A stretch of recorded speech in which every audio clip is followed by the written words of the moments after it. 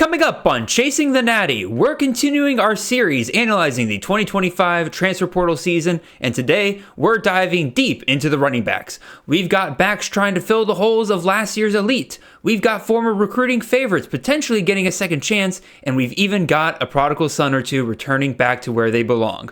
We've got all sorts of backs, and we'll be touching on up to 50 of them in today's show. With that being said, we've got a lot to cover, so let's get to it. All that and more coming right after this.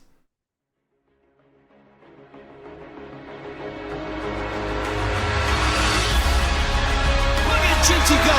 Breaks the tackle. He's 10. He's touchdown. Cook's going to throw the deep ball. And Burton caught the defense. Touchdown, Luther Burton. Milrow going to run it again. Got a lane. Kicked in the turbo. Milrow. Goodbye. Touchdown, Bama. This is Chasing the Natty, a college fantasy football podcast.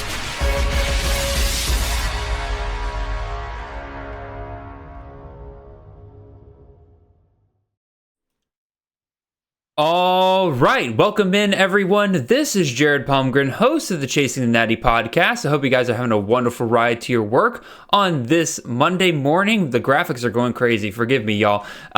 Regardless of anything else, we are the college fantasy football podcast on the Campus to Canton podcast network. You can find us on all of your podcast feeds and on YouTube every Monday morning during the off season at 6 a.m. sharp. If you want to support the great work we do here, head on over to campus2canton.com. Subscribe there with any of our phenomenal tiers. We've got content ranging on all sorts of college football games, whether that's CFF, Devy, Campus to Canton leagues, college IDP, college DFS. If you play it, we've got content, whether that's tools, rankings, pretty much everything you need to succeed.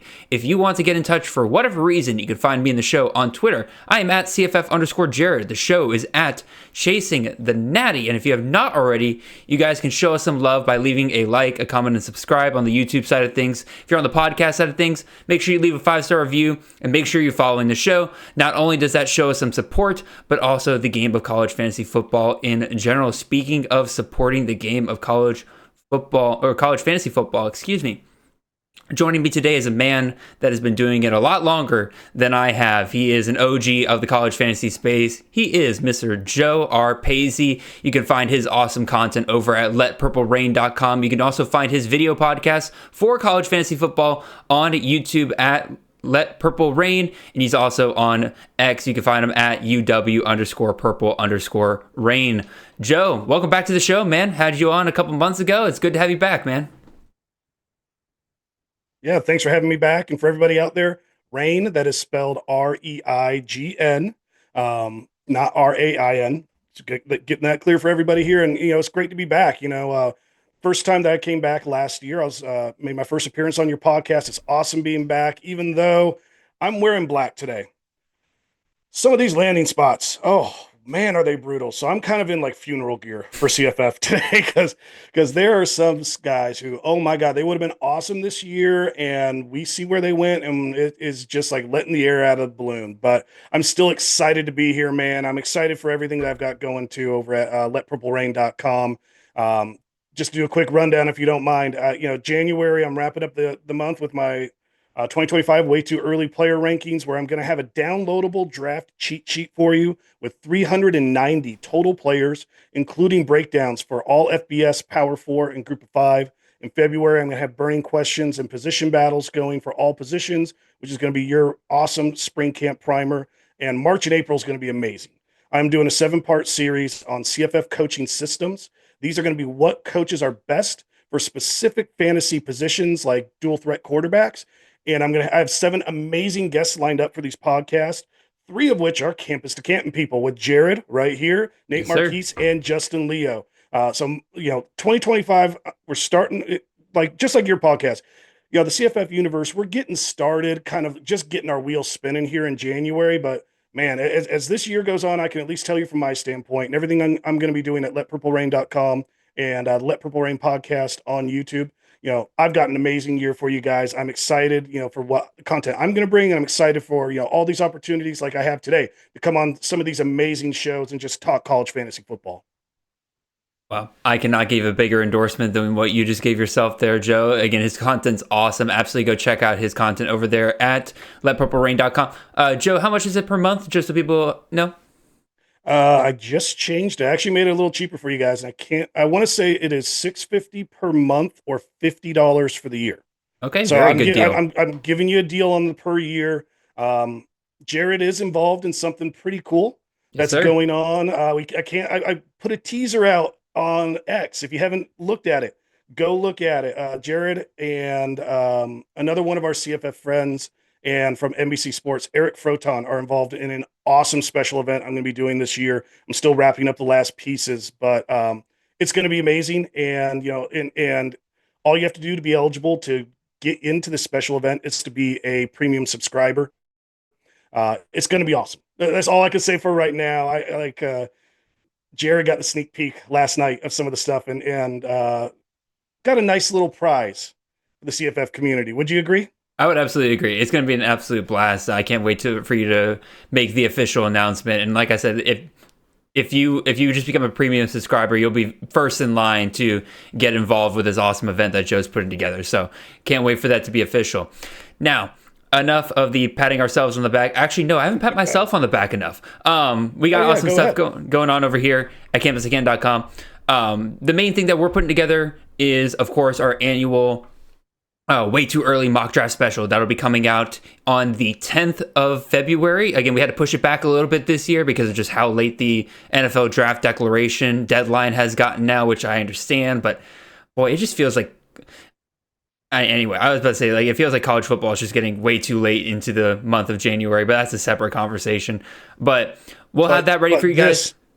This way too early. It is star-packed, people. Oh, I agree. It is going to be awesome. No, including Joe, of course, joining us this year as one of our new members. We have a couple other new members that'll be joining us this year, but some of your old favorites as well, like Eric Froton, Mike Bainbridge, John Lobb, all of those guys will be on there.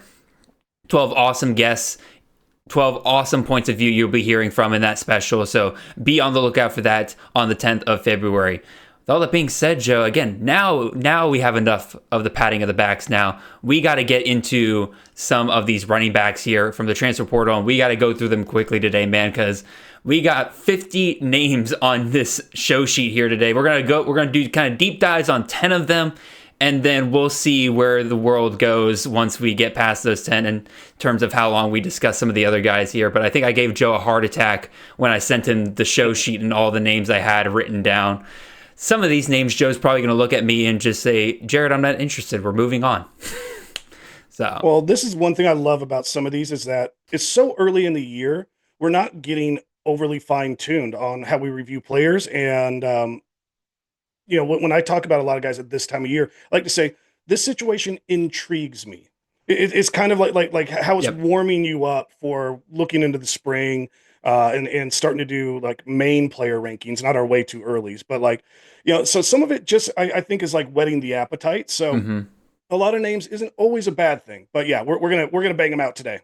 Yeah, and you're definitely going to get a lot of nebulous answers from us today, just being fully transparent, y'all. Because again, like the quarterback one just already is a position that's a little bit easier to nail down. The depth charts are a little bit easier to kind of get out there versus like running back, like anything can happen. It doesn't help that we have so few guys returning this year for college fantasy at the running back position that it seems like every backfield in America right now has some kind of question going into it for 2025. So with that being said, Joe, let's go ahead and get started with our first main running back that we'll be discussing today. And that is probably the highest ranked running back on most recruiting websites. And I would say probably if I were ranking like CFF transfer running backs, obviously you got to start with Makai Hughes here, right? The only one, if I remember correctly, of our top 12 running backs from this past year, yes, that is even returning to college football,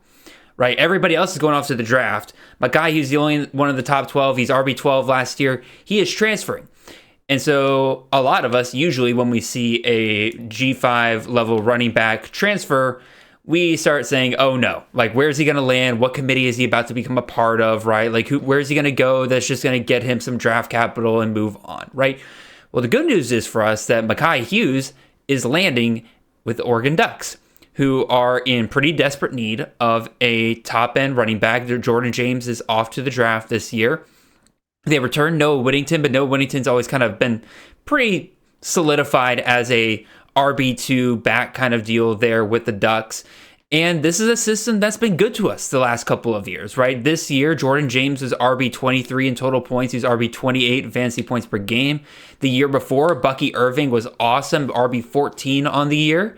So on paper, as far as I can tell, this is a pretty incredible landing spot, right? This is a top 12 running back going to a system that can produce a top 12 running back in the right conditions, right? I just have a couple of questions, right? Obviously, the big one that comes to mind is the competition increase from the AAC to the Big Ten. I trust Oregon's offensive line to be able to provide for Makai Hughes, so I'm not as worried about that as I would be with some other spots that we'll talk about later.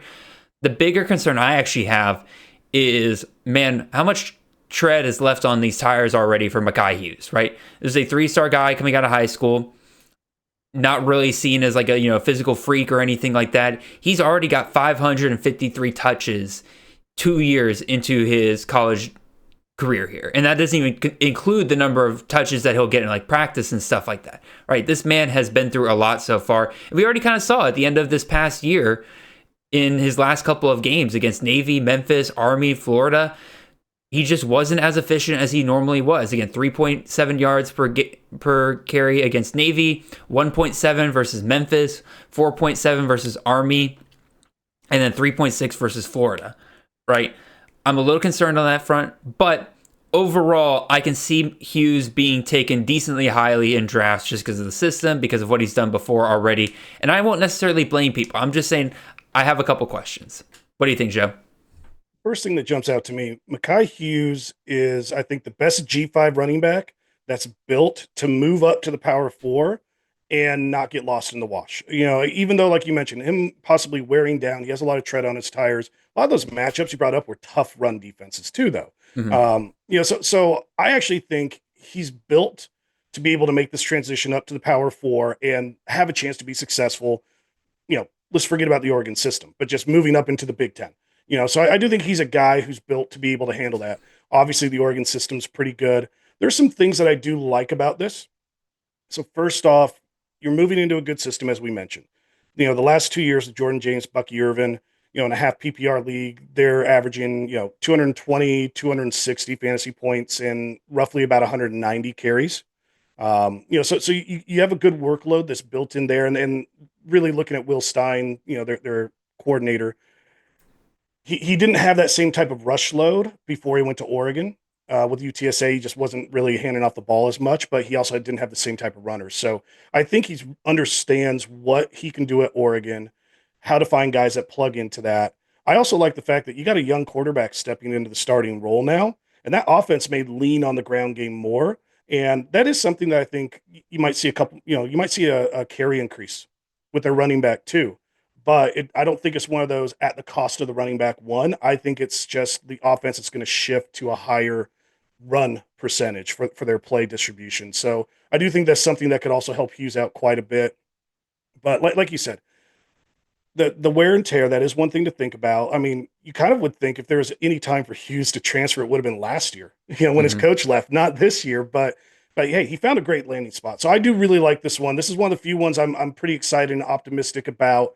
And in early rankings, you're looking for stability in players. If you were going to do a best ball draft, March 1st, you got a stable guy, known production, going to a good system. I mean, that is like a golden crown for what you look for in that early of a draft. So I'll take it any day. Yeah, again, as I mentioned before, like running back's going to be not a crapshoot this year in CFF, but there's just very few known commodities coming back, right? Like Jeremiah Love, Anthony Hankerson, Damon Claiborne, Desmond Reed, Darius Taylor, and even some of those guys got questions, right? With coaching changes and stuff like that, right? You're not really sure exactly where that's going to go with that. So I can absolutely see people kind of convincing themselves that Hughes going to Oregon is going to work out pretty well here. It's not really pushback. It's not like a huge point, but I will say I'm interested in your point about him potentially transferring out last year. I get your point about the coaching change, but also I think Summerall is absolutely one of those coaches, right, where he is encouraging his guys to transfer, right? Like Darian Mensah, he was uber excited when Mensah landed at Duke, right? I have no doubt in my mind that Hughes just wanted to stay with Tulane last year, and then now Summerall's like, dude, I just gave you a 1,500-yard season. You see where these other guys are going. Take your shot and go up to one of these bigger programs. And shoot, Hughes, among all the G5 backs, landed at the biggest program of them all. So, well, he still had a high stock after 2023. You know, right. He had a high stock. His coach left, and like, so it was one of those like. But do you think he could have landed at an Oregon? I don't think he could have landed at an Oregon, but I do think he could have landed at a good school. And that's kind of like think about any other G5 player, how he ended 2023, he would have bolted if it was any other player, so that's why I say like he had the platform to be able to transfer, move up, and I don't know, maybe just the cash bags are a little bigger this year. That could be I know for a fact they are. I follow along with Georgia, and none of these numbers are written like in stone or anything like that. But I know among wide receivers, at the very least, like you're talking almost double what people were being offered just 2 years ago in NIL for some of these positions. I can even imagine what running back is going for, right? Especially with a lot of these guys still having fresh legs, younger running backs. Like I could absolutely see it. And that's the other thing about why I mentioned how he could have transferred a year earlier. Well, he still had more tread on the tires, which was one of your counterpoints. Agreed. All right, let's move on to our next guy here. Let's talk about Justice Haynes going from Alabama to Michigan. This was formerly one of our Golden Boys. Never mind, I'm a liar. I just realized I sent this to but we got a different person on the screen. So we're not going to talk about Justice Haynes yet. We're going to talk about just audible and go with it. CJ. Yeah, CJ Donaldson. Former Omaha, let's go. Exactly. Former CFF favorite here. Former tight end, true freshman tight end legend here, CJ Donaldson, playing running back, headed over to Ohio State. On paper, the excitement level of this, to me, is clearly predicated on what Quinton Judkins decides to do, right? That's like the big deal, right? We're recording this the day of the national championship. We're not going to find out for a couple of days what Quinton Judkins plans to do. Trayvon Henderson's gone for sure. Judkins, in my opinion, he's kind of had less than, like, on paper it seems okay, but like compared to expectations, I think he's had a less than stellar final year here in a limited workload. Like he's only hit above 15 carries in a single game. He's only hit 100 yards in 2 games so far this year. I think there's a pretty decent chance that he'll come back for another year. But let's say he doesn't, right? What can we then expect out of Donaldson? One, I want people to be careful and not dismiss James People, the true freshman back there, completely out of hand. There's a reason why he's getting carries behind, Henderson and Judkins there. He's a very talented back. I think if you were to ask me which back is more likely to get like a bell cow role next year, Peoples or Donaldson, I'm actually going to put more bets on Peoples. One, because I think he'll go later in drafts, but also two, like I like his talent a little bit better than Donaldson's. But personally, I think the most likely scenario is that we get another Henderson-Judkins like split here between Donaldson and Peoples. What do you think, Joe? There's a couple things. So one big thing I've been noticing with the transfer portal at the running back position, when you mention 2 guys, hey, I think player B's a little more talented. Player A, though, has more game experience. Mm-hmm. I've been noticing those guys that come in with more game experience tend to see the field more than that guy who's been sitting on the bench with more talent, just in general, an observation. One part of it, as a former coach, one thing that I think comes into it is just one guy understands how to do pass protection. The other guy doesn't. That's on the Agreed. So with Donaldson, he has the experience advantage over Peoples. I'm with you. I think Peoples is great. I think he's going to be an awesome player. And you're mentioning part of this, does Judkins leave or not? If Judkins leaves, I'm just going to kind of cover this quick. I'd like CJ Donaldson to be very intriguing to me. Peoples, I think the 2 of them could have a pretty even split. I think the question will be, do they go out and sign another running back in the spring portal? I think that's a possibility if Judkins leaves. Judkins stays. I think you probably see a flip in that running back distribution, the carries, where Judkins is getting a little more of it, kind of like what how we were seeing this year. Almost seemed like Judkins sometimes was the second fiddle. I think Judkins will definitely be a first fiddle, and that sales pitch to keep him there will be, hey, we're going to give you a little more of a workload here. We might, give you on average 18 to 20. Mm-hmm. 15 to 18, something like that, a minimum every game, where then like a Donaldson and a Peoples maybe are splitting that other portion of the carries. Um, I think for me, Donaldson, all my excitement is whether or not Judkins stays. If Judkins is there, I think Judkins is probably, I'm working on those early player rankings. I agree with you. I don't see any studs. I don't see any guys that I'm putting in my tier one at running back. My running backs are starting at tier two. And I have, as of right now, Judkins my top guy, thinking he's going to get more of that increased workload if he comes back, and they're going to feed him to help his draft position. So, if with that line of thought, if Junkie comes back, I don't see much fantasy value in Donaldson.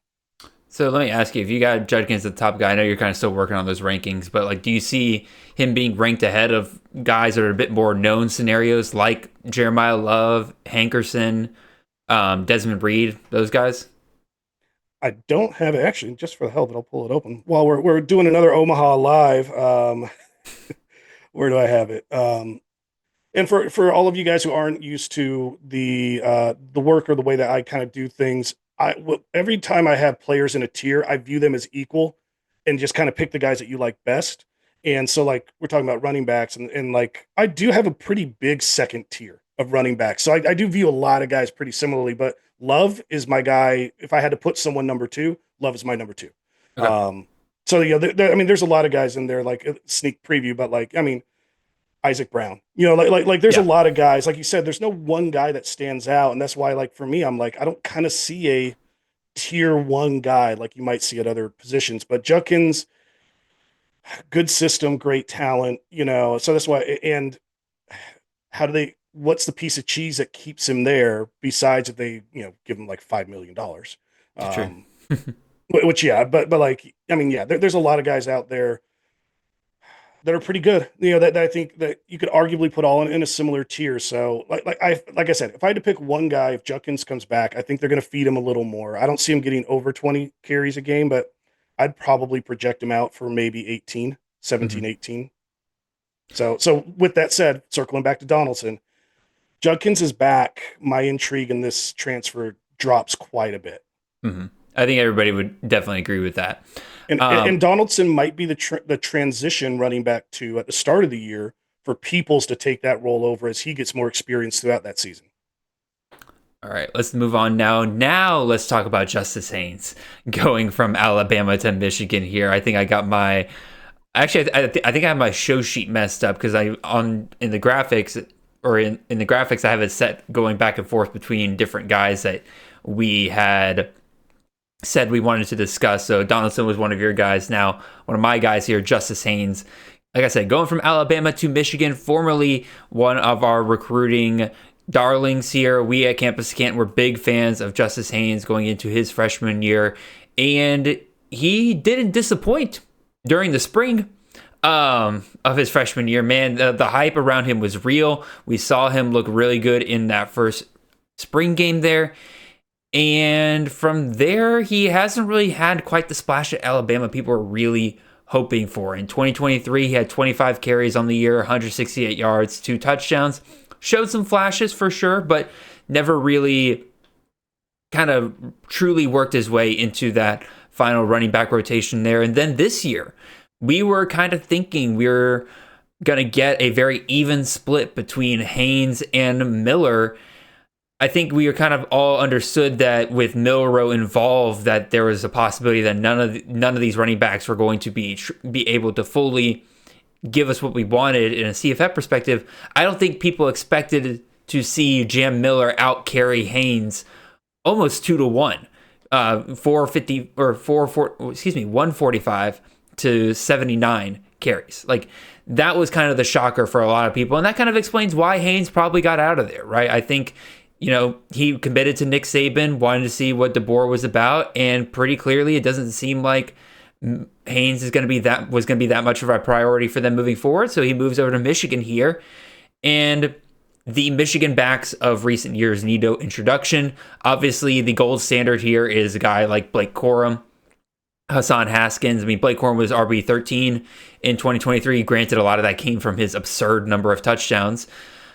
But we also have a really nice offensive coordinator system here for him to hop right into. Chip Lindsey is coming in hot, having just gotten 2 years done at North Carolina with Amari and Hampton RB4 in 2023 and then RB3 in 2024. Now, here's the real question, right? Chip Lindsey before that point was not really much of a bell cow offensive coordinator. How much of Lindsey going to North Carolina featuring Amari and Hampton was the fact that Amari Hampton's just that good? I know NFL circles are kind of split on him and his impact at the next level, but clearly Hampton was a guy that they made a game plan for to be a feature in that offense, right? Is Lindsey going to do the same thing here at Michigan? Michigan's history with Sharon Moore obviously states, yes, they will be featuring a number one guy. Is that Haynes? Is it one of the two younger guys that got there in Benjamin Hall and Jordan Marshall? I don't think we can completely discount those guys, but I also don't think Michigan goes and grabs a guy like the pedigree of Haynes if they're not going to feature him. So that's kind of my thoughts on it. I think he'll be your number one back for Michigan. I think he will be worth drafting in CFF circles. To me, it's going to depend on the price, right? How high are people willing to go on him? Joe, your thoughts, man? All these guys at Michigan, Haynes comes in, better talent and more game experience. I think it's a slam dunk. He wins this one unless he gets hurt or unless they sign somebody else of equal, talent and game experience level. So I really do think this is his job to lose. Mm-hmm. You bringing up Chip Lindsey, and I'm kind of going to be leaning on Chip Lindsey's numbers quite a bit when I'm doing projections later this year, but I do think those North Carolina numbers, I do think they fit into Michigan really well. Like 2024 North Carolina. Let's just kind of verbally describe their offensive talent. Not very good, inconsistent young quarterback. Mm-hmm. Most talented guy on the field is a running back. Tight end who's pretty good, but like a lot of receivers who like none of them are real like game changers, guys who can create separation all the time. It kind of sounds like Michigan's offense this year, doesn't that? Oh, yeah. So I think the profiles of these offenses and the personnel in them leans really well. I'm not going to suggest Amari and Hampton 300 fantasy point type of numbers, for Haynes, but I do think Haynes is one of those guys I'll be viewing as one of the top running backs. Haynes is going to need to mess it up. He's not going to need to get hurt, or there's going to need to be an act of God, I think, for him not to kind of slide in and we're going to have some great downhill smash mouth football at Michigan. The only thing that I threw out as a question in my podcast with this situation is, does Chip Lindsey maybe try and run a little more spread sets than 12 personnel, 13 personnel, where you have one back and two tight ends, three tight ends on the field, like we've seen from Michigan? What type of personnel are they going to try and use for running the ball? Because there's a bit of turnover, and do they want to try and become a little more open? They might play around with it early in the year, revert back to more of the tight ends later. I think that's an interesting question as well that I don't have an answer for, but it's just something that I'm kind of pondering with this situation moving forward. All righty. I think enough's been said about Haynes there. I think that this, like you said, this one's a pretty relatively cut and dry scenario. If he gets the number one job for Michigan, that's a pretty good sign that we're looking good here. I would have to imagine that would mean one of Jordan Marshall or Benjamin Hall probably hits the portal in the spring, right? Because like Ben Hall has been there for a while. Marshall, he's going to his second year. He'll probably be a bit more patient, right? But even still, let's move on to and whoever ends up being the number two back will probably still get fed some carries because they're going to have to take Haynes off the field at some times. I think whoever that number three is definitely bolting. Yeah, I would agree. All right, moving on to our next guy here. This is one of your guys that you really want to talk about here, Joe, and that is Mr. Dante Dow, the former RB1 there at Nebraska, headed over to Kentucky. This is one of your guys, like I said, Joe, so I'm going to let you take it away on this one. What are you thinking here? I'm very interested. Like all of us, we want to see a good Kentucky bell cow. Mm-hmm. And right now, the Kentucky offense has not been very appetizing. Let's be honest. It can be kind of difficult, I think, looking at them. But Dowdell's a guy that I think he has the ability and the talent that he could be a bell cow. Jamarian Wilcox he's really talented, doesn't have the same game experience.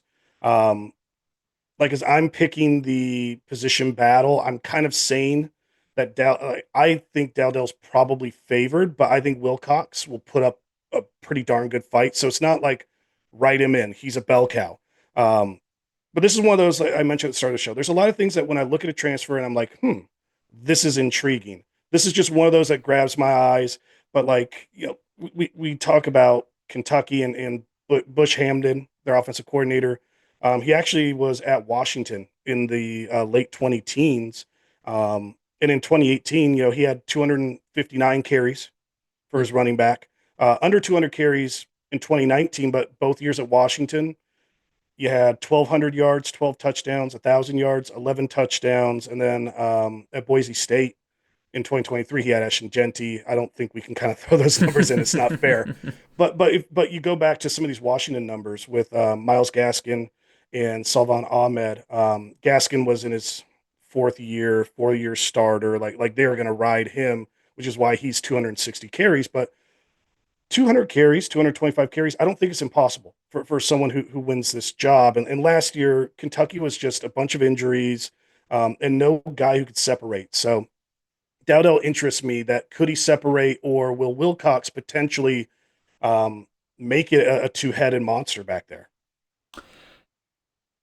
I think there's a couple of things, right? Like last year's Kentucky team got absolutely, as much as people are kind of clowning on Mark Stoops and everything like that, like when you whiff at quarterback and you whiff at running back in the transfer portal, that's going to devastate your team, right? Like, I don't care what team you are, right? If you're grabbing a guy out of the portal and you say, this guy's going to be a starter at running back, this guy is going to be a starter at quarterback, that's going to hurt you, right?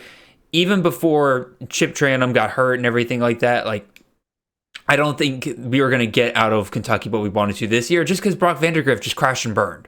Right. Mm-hmm. As much I hate to speak ill of any former dog there and everything, but like that's just what happened. Right. Can they get back to that this year? They bring in Zach Calzada, who just got done having a phenomenal season down at the FCS level there at Incarnate Word. I feel like we've seen that story before, Zach Calzada in the SEC, and it's been very hit or miss. The thing that I want to point out here is the most successful recent backs we've gotten out of Kentucky were Chris Rodriguez and Ray Davis, right? Chris Rodriguez, great 2 seasons there, homegrown talent here for Kentucky. RB 31 in fantasy points per game in 2022, RB 32 in 2021. Very consistent, very reliable back there. That's why we liked Ray Davis. I don't think any of us are really expecting Ray Davis to be RB 5 in 2023. But here's kind of the thing I'm noticing there is Ray Davis, they grabbed as like he was on the ascent, right? He was just getting done with his best season there at Vanderbilt, right? He just gotten done with a 1,000-yard season. He was transferring up, moving up. To me, Dowdell, the red flag here is he's kind of on the downside, right? He started off as the potential bell cow back for Nebraska this year, right? We saw it against Colorado, 17 carries, 74 yards, 2 touchdowns there. Against Illinois, 20 carries, 72 yards. He really began to fade down the stretch, right? We never saw him hit above 65 yards in any of his games. Got a crap load of touchdowns, let me tell you that. I honestly forget that he had 12 touchdowns on the year. But while he was kind of fading, we were seeing the emergence of Emmett Johnson. Emmett Johnson was the one that was suddenly getting, anywhere from 17 to as high as 24 touches in a game, right? Clearly, we were losing some favor here with Dowdell. Him coming over here to Kentucky, I kind of agree with you, Joe. Like, I don't think he stands out as a guy that's clearly going to be above the likes of a Jamarian Wilcox, right? I don't think he'll be above the likes of potentially a Jason Patterson who could take a big leap in year 2. Right. So I agree. More projecting and hoping a guy like versus like what have we seen so far? I think Wilcox is that main guy who could compete. And another interesting thing about Nebraska last year, what we don't know about that situation in that running back room and everything, that offensive coordinator was so good he got fired. So you kind of always have to like stop and ask yourself, like, if a guy like, and you're going through the year and you're realizing like something's not working, he may have just made a change just to make a change and try and see if it can save his job. It Hmm. could have been just politics. I like this guy. But like you said, even though in an offense that he wasn't a bell cow, and as you said, his carries faded down the stretch. In an offense that produced so poorly, their coordinator got fired. He still scored 12 touchdowns. There's something in there with him, and a potential that I think could be capitalized on. This will definitely be one of those position battles I'm going to watch in the spring. I'm pretty interested to monitor it. I need to go back and check to see how many of these touchdowns were goal line touchdowns. Because I Well, think, but that still means they counted on him in the most crucial moments to get the job done. I mean, I'm just kind of throwing different pieces out there is all. all right, let's move on to our next guy here. Let's throw out our next guy here. Let's talk about Aad Hardy, former running back out of UM Monroe, a true freshman phenom for us in CFF. He is headed over to Missouri. Yes, for all of you people in Dynasty and people who were in Keepers, God bless you. You probably thought you had yourself a Bryant Vincent RB1 for at least the next 2 years. Unfortunately, no, that's not the world we live in anymore.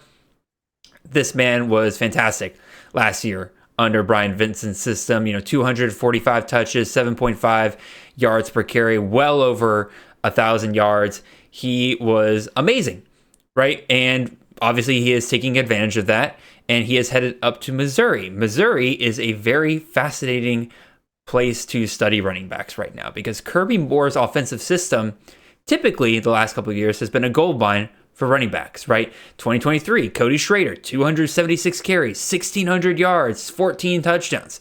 The year before that in Kirby Moore's system, Jordan Mims, 261 touches, 1,370 yards, 18 touchdowns. Like, he has produced some pretty incredible running backs for us over the last couple of years. But what happened last year, right? Nate Noel, 163 carries, 818 yards, 3 touchdowns. Meanwhile, Marcus Carroll, 140 carries, 595 yards, and 12 touchdowns. There's a lot to unpack here, in my opinion, in terms of trying to figure out what exactly happened here. What was this? Was this a permanent shift in offensive philosophy where we're splitting the backfield a little bit more because he doesn't want to live or die on a Cody Schrader like performance, right? Is this a potential where Nate Noel was kind of banged up and maybe that's why Carroll got involved a little bit more, or you're trying to split the duties between the two? Clearly Noel was that, as he always kind of was at App State, right, where he's like that in between the 20s kind of guy, and then you give it to Carroll down near the goal line or in the red zone, right? The thing that I kind of point myself to, and this is kind of something I've noticed about Kirby Moore's system the last couple of years, what do Schrader and Mims have in common that Nate and Carroll don't? And that is the fact that Schrader and Mims both were at their respective schools for more than a year, right? Schrader had been with Mizzou for 2 years at that point. He did not have a bell cow role the year before, but clearly he understood. Why am I blanking on the Mizzou's head coach name? Why am I blanking on his name? But anyway, he clearly understood that system and was told to be trusted by the head coach there. And then the year before, Kirby Moore wasn't the offensive coordinator in Mims's first year as the bell cow back, but he was the passing game coordinator, I believe, or the quarterback's coach. I can't remember. He was on the Fresno State staff, is my point, right? So these are guys that were well established within their respective programs versus Noel and Carroll. It seems like these running backs need an extra year to kind of really get settled in and be trusted as the number one guy for their respective teams. So if we apply that logic, that means technically we shouldn't expect much from Hardy in his first year, right? But that then begs the question, like, who's his competition, right? Kewan Lacey, if you want to go on talent, he's gone. He's left for Ole Miss. We'll get to him later. Jamal Roberts and Tavares Jones are kind of still around, but I wouldn't consider either of them potential workhorse material here at all. Like, they're not very good running backs for the most part. So, Joe, what are your thoughts on Hardy? Do you think, are you of the opinion that he could potentially be a workhorse back for Mizzou in year one here? Or do you think, like kind of me, there are signs that kind of point to will probably need an extra year for him? There's a number of things I can mention here. The first thing I'm going to do is just play devil's advocate to you bringing up running backs may need to be in a system 2 years before they really get going. If that was the case, everyone we talk about today doesn't matter. They're all transferring. It's their first I'm talking year. about specifically with No, Kirby I hear you. Morris. Exactly. And yeah, and I hear you. And that's the one thing I think of, just like the way that the nature of the game's changed. It's almost kind of like a pro system. And I think players have to be kind of like pros are expected to be now. Hey, you come into the system, you learn it right away, and you need to be able to go. I think last year, maybe a big difference was you just had two running backs who couldn't completely either stand out or hold up to the pounding. And I think that was maybe the case where, like, Carroll does remind me a lot of Hardy when he was at, I think it was Georgia State. Hmm. Like just a lot of production on a lot of workload. But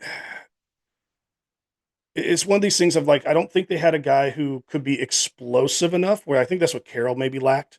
Hmm. Explosive enough to be an every down guy, but also durable enough. And I didn't get a chance to watch Hardy a ton this year for me to be able to evaluate him on that aspect. I'm agreeing with you that the current backfield competition is not very good. So if they were to play a game today, like Hardy probably is getting, the majority of carries, I think they could bring him in. I don't know when their spring camp happens, but they could maybe bring him in, see how he does in spring, Hmm. whether or not they think he can hold up. And then they may go back into the portal after spring practice, and that spring portal, and bring in another piece if they think they need it. I mean, if I was just that coaching staff, I would just I would be thinking I want at least two guys. But another thing too is I think the quarterback position is going to eat into the rushing opportunities from the running back position as well.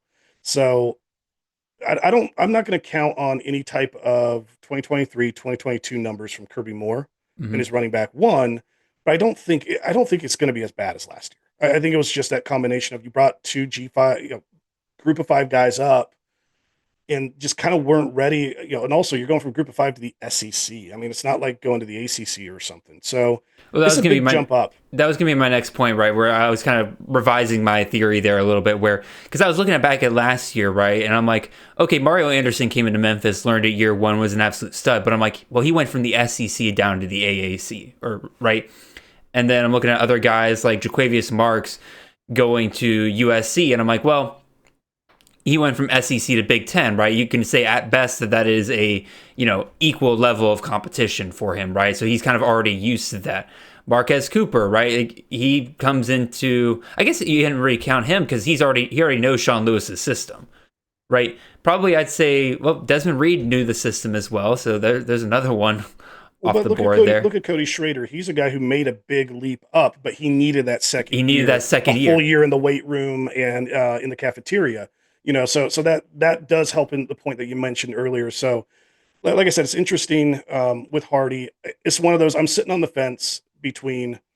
I just think it's going to be somewhere in between the old numbers that we used to expect from Missouri and what we saw this last year. That's where I would predict it falls in, unless he just can't separate in the spring and they go grab someone who can directly compete. Alrighty. Let's go ahead and move on to our next running back here. We'll do a deep dive on. This is a Nate Marquise favorite right here. It is Mr. Dean Connors, the former running back out of Rice, headed over to Houston. Despite Rice being severely undercooked this year, Connors did really make the best out of it. He finished with almost 1,265 scrimmage yards, not almost, he did finish with that amount. 11 touchdowns in total there. He was second on the team in receptions with 62 receptions, tied for first among all running backs in FBS. By the way, fun fact, that's also the highest number of receptions a non-Mike Leach running back has had since Curtis Samuel in 2016, and do we even really count Curtis Samuel as a running back in that same way, right? Joe, this is one of your guys here. I'll let you take the reins here. Do you like this transfer spot for Dean Connors here heading over to Houston? Well, my answer to a lot of these is going to be, I'm intrigued. Last year, you look at Willie Fritz and what you normally get out of his running backs. Last year was just a mess. I mean, I think saying last year was a disaster would be an insult to disasters for this. Yeah, I mean, game. it was a running back room of just nobody that could really shine. But the thing I'm looking at though is receptions. That's what made Dean Connors special last year, was what he could do as a PPR running back. And the 2 years where you had a running back with the most receptions in Willie Fritz's offense was 2021 and 2022, where you had 29 and 31 receptions. So you're talking half the number of what Connors had. So this is going to be one of those things where you have one of the best traits of a player doesn't fit the system that well. And so he's going to have to elevate what he does on the ground to fit into that system more. And looking at the rest of the competition, it's one of those, like we all want to say, we think he should stand above it, but I'm intrigued to see just what, like if he's as good as we all think he is in the CFF community, we should be getting glowing notes from the first week of spring camp. And that's what I'm intrigued to look for. And another thing too, which we don't know, is just, do you open up the offense to play to his pass catching ability as well? So it's going to be difficult, but like receiving touchdowns for Willie Fritz running back 2022 is the only year there was any receiving touchdown. So that's the one kind of stink on this one is Connors is great catching the ball out of the backfield, but this system isn't a great fit. But at that same time, part of why I'm intrigued, like I don't feel like somebody, any one of these other guys like Sanford, Sneed, Butler, I don't feel like any one of them should challenge. It's more like Connor's job to lose. So there's a lot of question marks, going into the spring, but I'm at least intrigued, and this is going to be one of those situations I want to monitor. So we were making fun of the running game just a second ago, right? And talk about how much of a disaster it was. But like, let's be honest, this entire offense was a disaster last year. Like you're talking about 1,800 yards passing in total last year, 1,600 yards rushing. We didn't have a running back reach over 450 yards rushing. So the whole thing was a disaster. You do not go and grab a guy like Dean Connors in a situation where your offense is just a disaster all over the place already and try to shoehorn him into that offense that isn't working already. You go and grab him to build your offense around him, right? Houston's getting lucky here because Connors is back because he benefited from the Pavia ruling, right? He got out of Rice. He's moving up to Houston. He's taking advantage of this one final chance.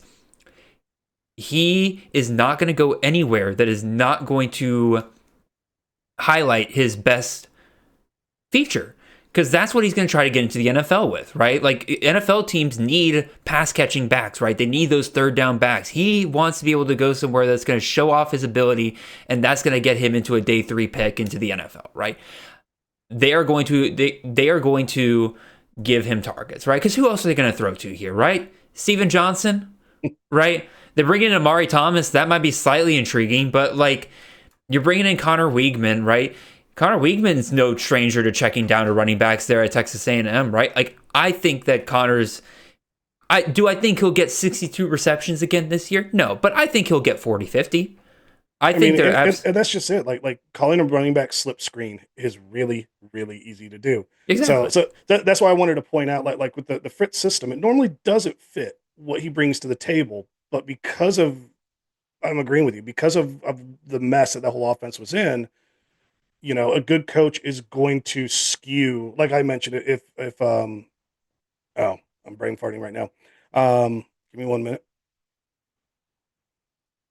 Quinton Joiner. If Quinton Joiner comes back, whereas like that same sort of thought, like they're probably going to lean into him and give him a little more carries. So yeah, like with Connors coming in and no one in that running back room could do anything to really stand out and shine. And now you get a quarterback who potentially can help you convert third downs more, which is going to give you more opportunities every drive to get running back touches. They can't be as bad as they were last year at all. It's pretty hard to replicate what they did last year. And the other thing I'll point out here as well, despite what happened last year, this is still Slade Nagel as the offensive coordinator here, and he's who offensive coordinator. He's the guy that ran the offense for Tulane in 2023, which had Makai Hughes as the RB1 there, right? 1,378 yards, 7 touchdowns. Like, they're not afraid of doing a bell cow back here. I think they went and got Connors to be a bell cow back, and I think he'll be a pretty solid pickup in drafts.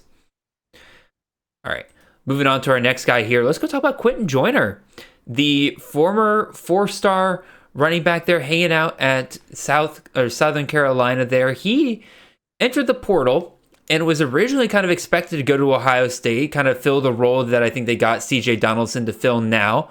However, seems like Joiner was intercepted on the way over to Columbus there by his former high school teammate, Taj Brooks. And he was convinced by Mr. Brooks to join up with one Joey McGuire and the staff over there at Texas Tech. Taj Brooks has reached some production with Texas Tech, needs no introduction, right? This year, RB8, the year before, RB26, and that was with some real bad touchdown luck. 10 touchdowns and only 1,500 yards on scrimmage there. That got remedied this year, and Brooks had an absolutely phenomenal year.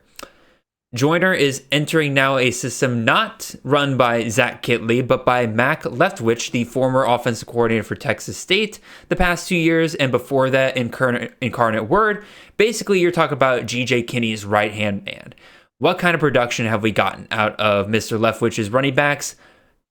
Pretty much fantasy gold. 2024, Ishmael Mahdi got hurt. This was the worst year we're looking at. 183 carries, 991 yards, and 4 touchdowns, and that's with a back that got hurt. 2023, Ishmael Mahdi, 223 carries, 1,300 yards, 10 touchdowns. The year before, back at Incarnate Word, Marcus Cooper, 212 carries, 1,436 yards, 12 touchdowns. Leftwich is not afraid of a bell cow back, and neither is McGuire, clearly from what they did with Taj Brooks. I usually caution people like making plug and play assumptions with a lot of these transfers, right? I think Joiner's about as close as you get to this, right? I don't think that, Jacoby Williams or Cameron Dickey are guys that are going to be competing with Joiner here, unless because Joiner was looking pretty good at Southern California this year, right? I don't think either Williams or Dickey are going to be able to overtake Joiner. Texas Tech was able to land one of the most sought-after running backs in the portal for a reason. I think they're promising him the Brooks workload this year. This is going to be a guy that's ranked pretty highly in my rankings, despite the fact that he's a transfer. What do you think, Joe? I'm agreeing with you here. Like I'm taking that caution on plug and play, and while I'm working on my way too early rankings, I really basing my rankings on floors versus ceilings. Because I'm taking that mind approach of if you're drafting a best ball team March 1st,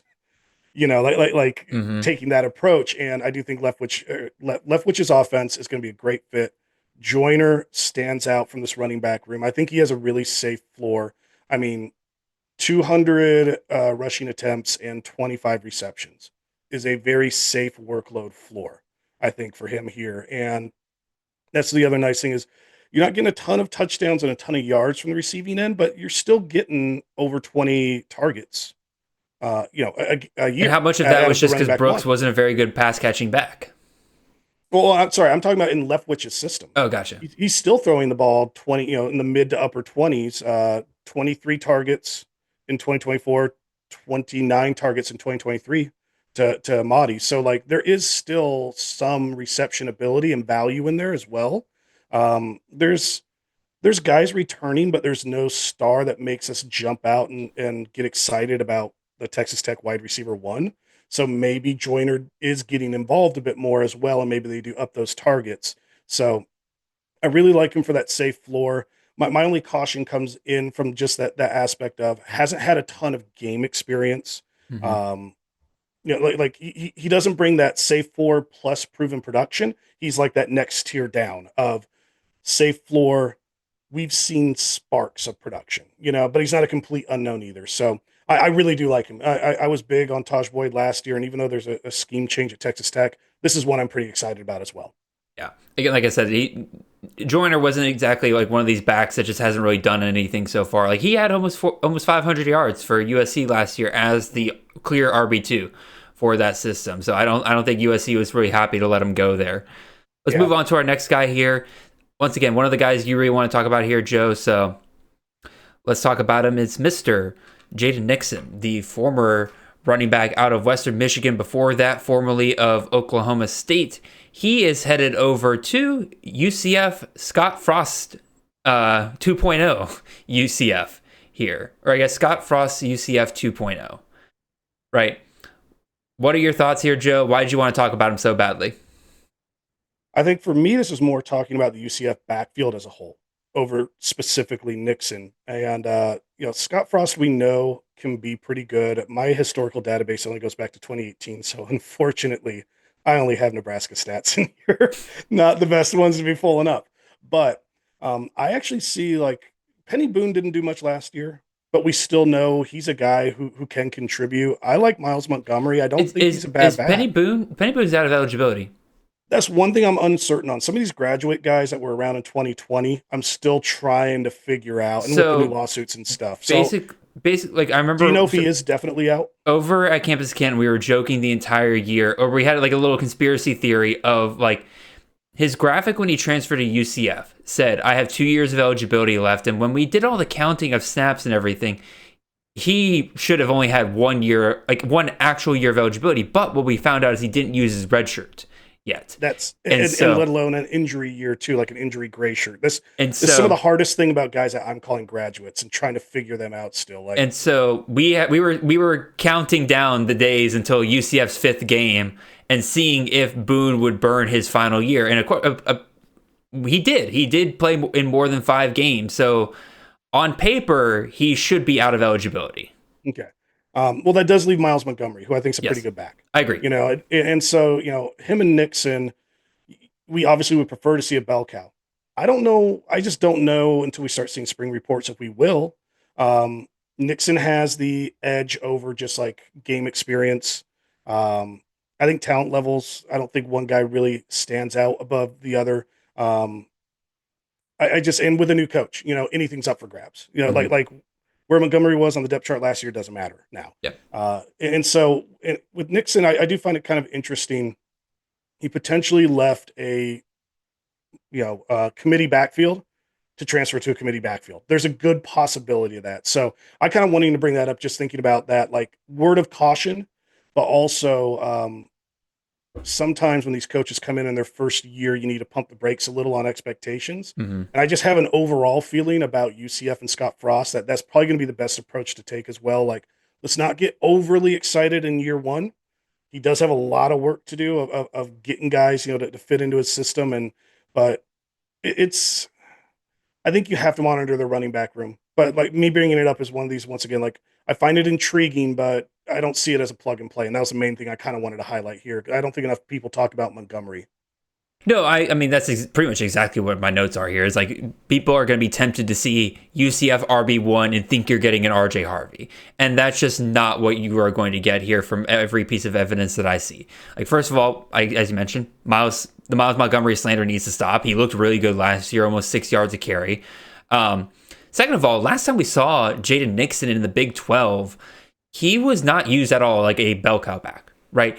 He couldn't hit 200 yards rushing in a season for 2 straight years at Oklahoma State. Well, 3 straight years, actually. But I don't really count the first year because he only had 14 carries. But like he was involved in the offense in year 2 and 3 and couldn't hit 200 yards rushing there. He was actually used more of like a change of pace back, right? He had 21 receptions in 2022 and then 12 receptions in 2023. He's a smaller guy, 5'10", 185 pounds, very much just kind of fits that role. He looked great once he went down to the MAC, right? At Oklahoma State, he was averaging just under 4 yards a carry for his last 2 years there. Then he goes down to Western Michigan, goes up to 6.4 yards a carry, obviously just completely destroyed the competition there. I see nothing that tells me he's not going to just go right back down to that 3.9 yards per carry that he was doing in the Big 12 beforehand, right? So I'm personally here to say and plant my flag that if I'm taking a UCF running back, I'm going to take a shot at Miles Montgomery, right?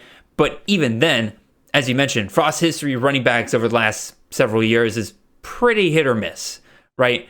Anthony Grant, 900 yards in 2022, solid. But year before that, Ramir Johnson, under 500 yards. Dedrick Mills in 2019, under 800 yards. And then Devine Azigbo. Devine Azigbo, he got over 1,000 yards in Frost's first year there in Nebraska. So pretty solid, but I'll be real, I don't even remember that guy. And then 2017, both years at UCF, Scott Frost didn't have 1,000-yard back. So I'm fully agree with you. Like, don't pump the brakes on drafting a UCF running back. Let them kind of fall in value, and then take your shot if you're truly a believer in Miles Montgomery or even Jaden Nixon's talent, right?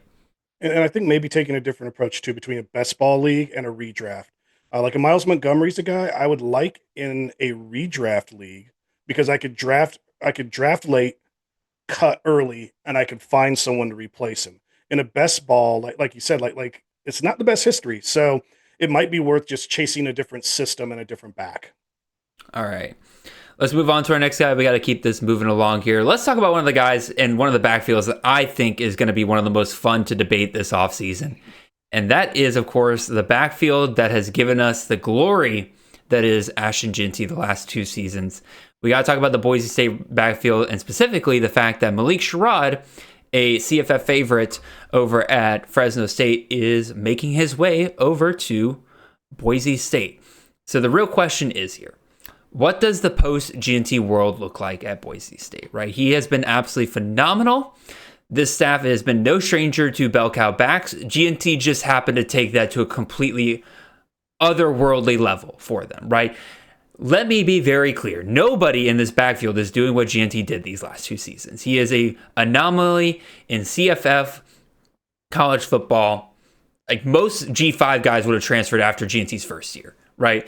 Like a lot of special things came together for Jeanty. But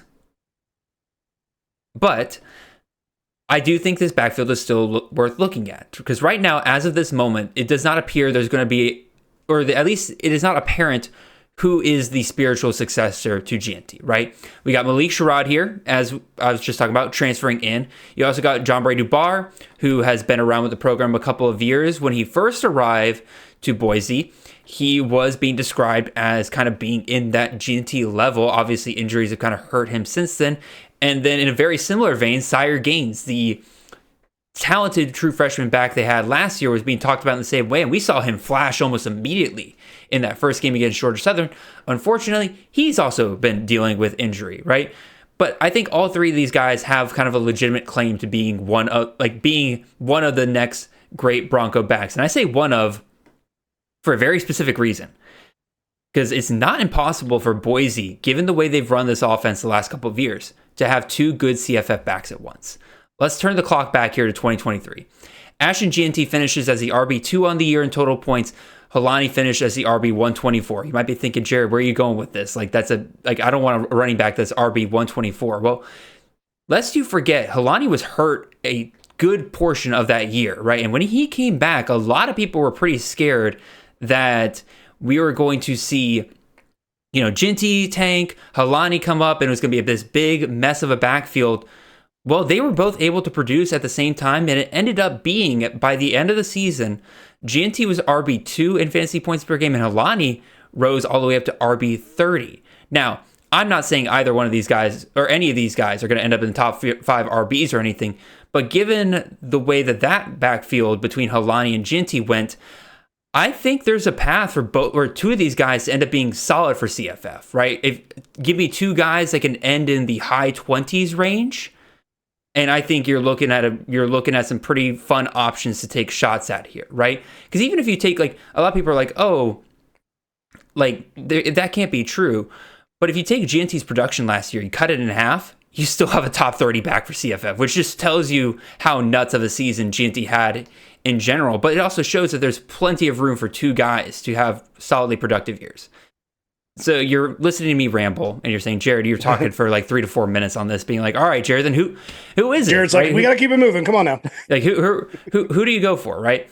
As I mentioned before, all 3 of these guys have a claim here, right? Sherrod's had the most play time, as Joe's kind of alluded to multiple times. He got the bell cow treatment back in 2023 when he was healthy for Fresno State. He's got that on his resume. John Bray Dubar, he's had the most experience with this staff, right? And like I said, when he's brought in as a freshman, he was said to be that next big Boise running back. Sire Gaines, uber talented freshman, ran for almost 8 yards per carry as a true freshman last year behind Jeanty. My big problem is all 3 of these guys have health problems, right? None of these guys have shown they've been able to stay healthy. And this is both a blessing and a curse, right? Blessing is, if you're afraid of committee here, history says that'll sort itself out. The curse is that all 3 of these guys could be down for the count by week 6. So Who knows Yeah, what's going to happen here? What do you think, Joe? my big focus on this is going to be just looking at workload distribution. So you mentioned 2023. Genti had 220 carries and Halani had 134. So not even getting into yards and touchdowns and all that, but like there's a decent amount of carries there. The reason why Genti was amazing last year, he had over 300 carries. I could probably rush for 1,000 yards with 300 carries. It's like, I mean, there's a ton of opportunities. So I'm obviously embellishing here, but it, so I'm agreeing with you that the opportunities are there. But when we look over the last 2 years and we think about Genti's production, he gets a bunch of his yards after contact. And a lot of times that contact's a yard behind the line of scrimmage, at the line of scrimmage, 2 yards behind the line of scrimmage. So it seems like the guys that are going to be able to produce in this offense, they've got to be able to get second contact yards. And I think that might be what starts to stand out of who gets the most carries in this. And so Sherrod, like, I don't picture him as a break tackles guy. Mm-hmm. I mean, he's a good runner and he's definitely great out of the backfield. And that is one nice advantage. They like to throw the ball in this offense as well. So I definitely think there could be a spot for him. My gut tells me he's probably a running back too, because of that breaking tackles aspect that I'm going to be kind of looking for. Mm-hmm. And to be honest, I'm like you. I could not. You could pick. I'm just calling this position battle wide open. Is really like kind of how I'm viewing it now. And Sire Gaines has that explosiveness, but it's just tough. And with all those injuries, we very well could just see, you know, Genti had 312 carries last year. We could see each of these guys with 100 next year. So it's a situation that my approach going into drafts this year, and unless we just get some solid word, I'm just going to be like, you guys go draft Boise running backs. I'll go get somebody else. Burn a high draft pick thinking you're getting the next Genti. I'll go get somebody else. That's my main takeaway from this situation. I think it might be better from an overall offensive standpoint in the system, the way that they can rotate guys, but I don't see a bell cow in this group, like you said, with the injuries and everything. I think looking at what you just said about the yards after contact, which I think is a very good point here, right? The guy to target then is Sire Gaines, right? He, among these guys, has clearly the best yards after contact per carry at 4.3. John Brady Barr down there at 3.28. And then Malik Sherrod, I just looked him up. His best year was in 2023, where he had 3.51 yards after contact per carry. Right. I'm not looking at his stuff last year. He got injured way too early in the season for that.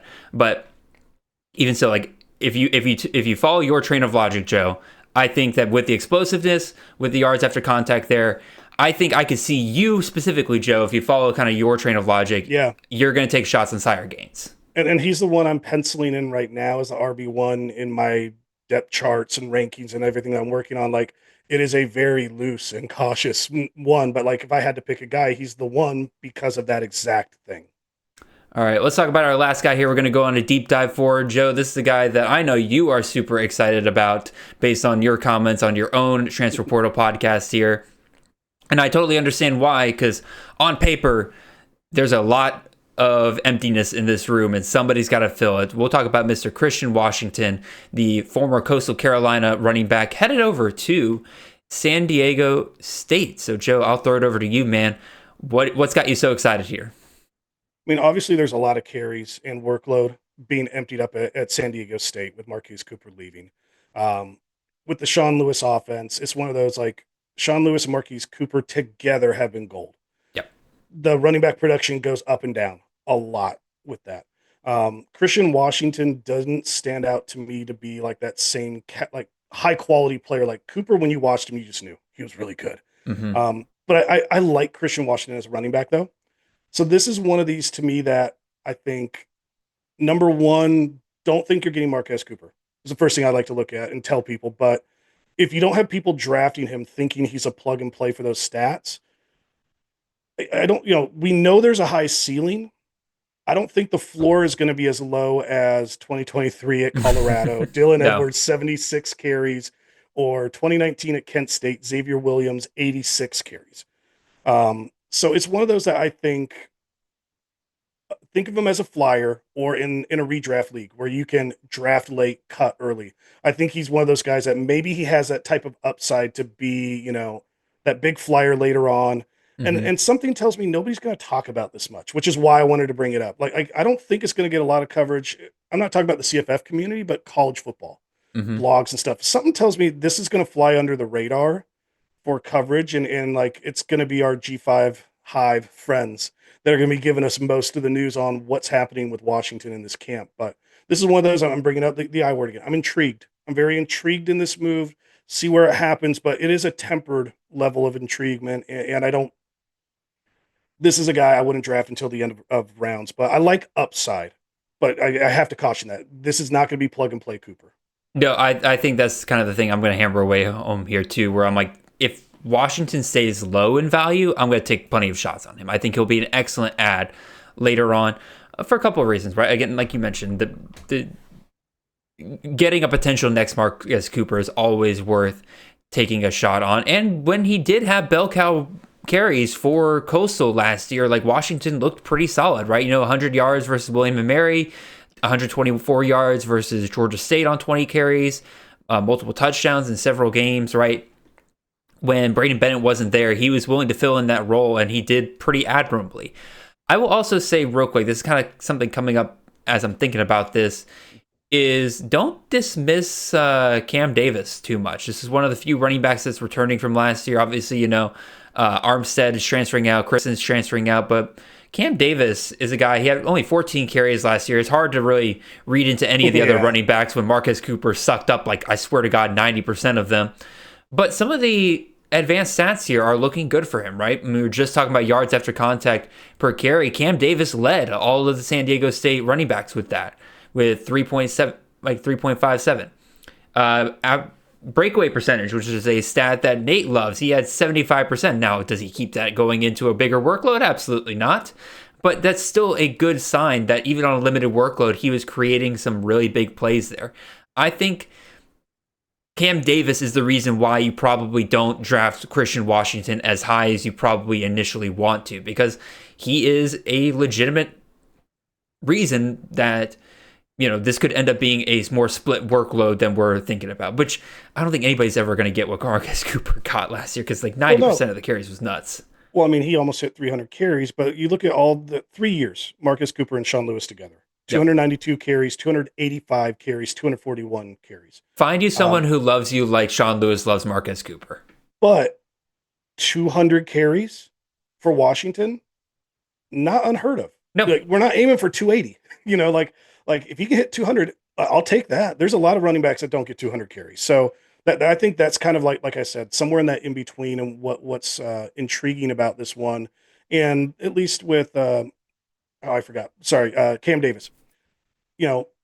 Davis did play some. Washington does have more game experience coming in. And that, like I mentioned earlier in the show, sometimes if you're not sure, or you see, like, I think talent levels are similar, sometimes I just go with whatever guy's played in the most games as I'm making my estimates for depth charts. And Washington does have that in his favor.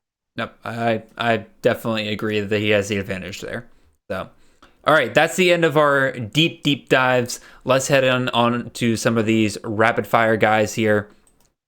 Let's take a look at this first list of running backs. I'm going to list these off 5 at a time, and then we'll kind of give our quick thoughts on pretty much all these guys, I would say, because all of these guys are worth talking about, in my opinion. First, we got Fluff Bothwell, the former South Alabama running back, headed over to Mississippi State.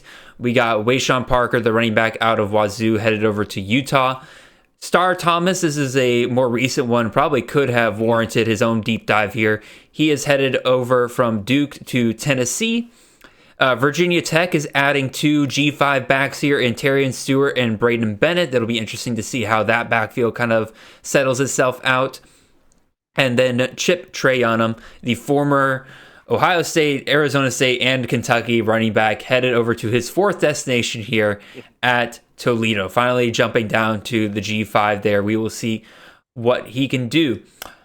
Joe, we'll start off with Fluff Bothwell here. I think Fluff Bothwell, just my quick thoughts are, this is the quintessential nightmare scenario for, dynasty and keeper shares, where you got this really incredible G5 guy. He's going to absolutely kill it at the G5, and he transfers up not only into a situation where he's probably not going to be the number 1 back because Davin Booth is coming back from Mississippi State, But this Mississippi State team's going to be awful again this year, right? They just lost pretty much almost all of their offensive production this year. Blake Shapen's coming back. That'll be fine. But they got to replace all their receiver core again, right? I haven't checked on their offensive line situation, but given where everything else is going on, like this is a team that lost the most amount of transfers in the SEC.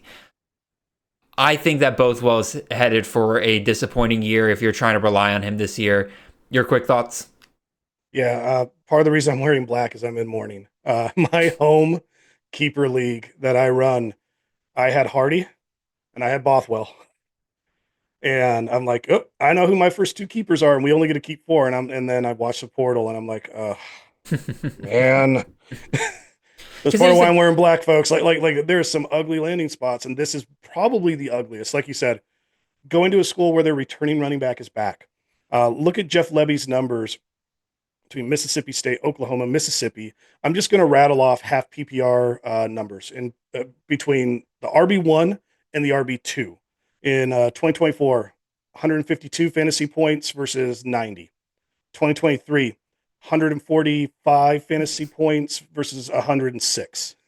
2022, 240 fantasy points, 87. I'm viewing that as an anomaly year. So if you skip that, you go back down. RB1 in 2001, 158 fantasy points, RB2, 156. Like, there's only one time, Oklahoma in 2022 with Eric Gray, that he's had one good back that does well.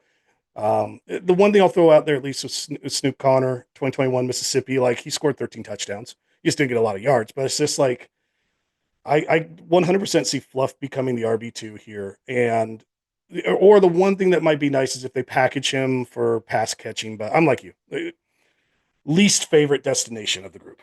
Yeah, of this group for sure.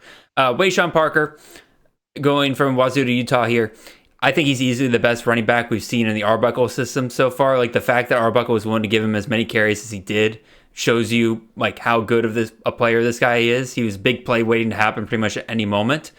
Does this translate to the Big 12? To be seen, I would say.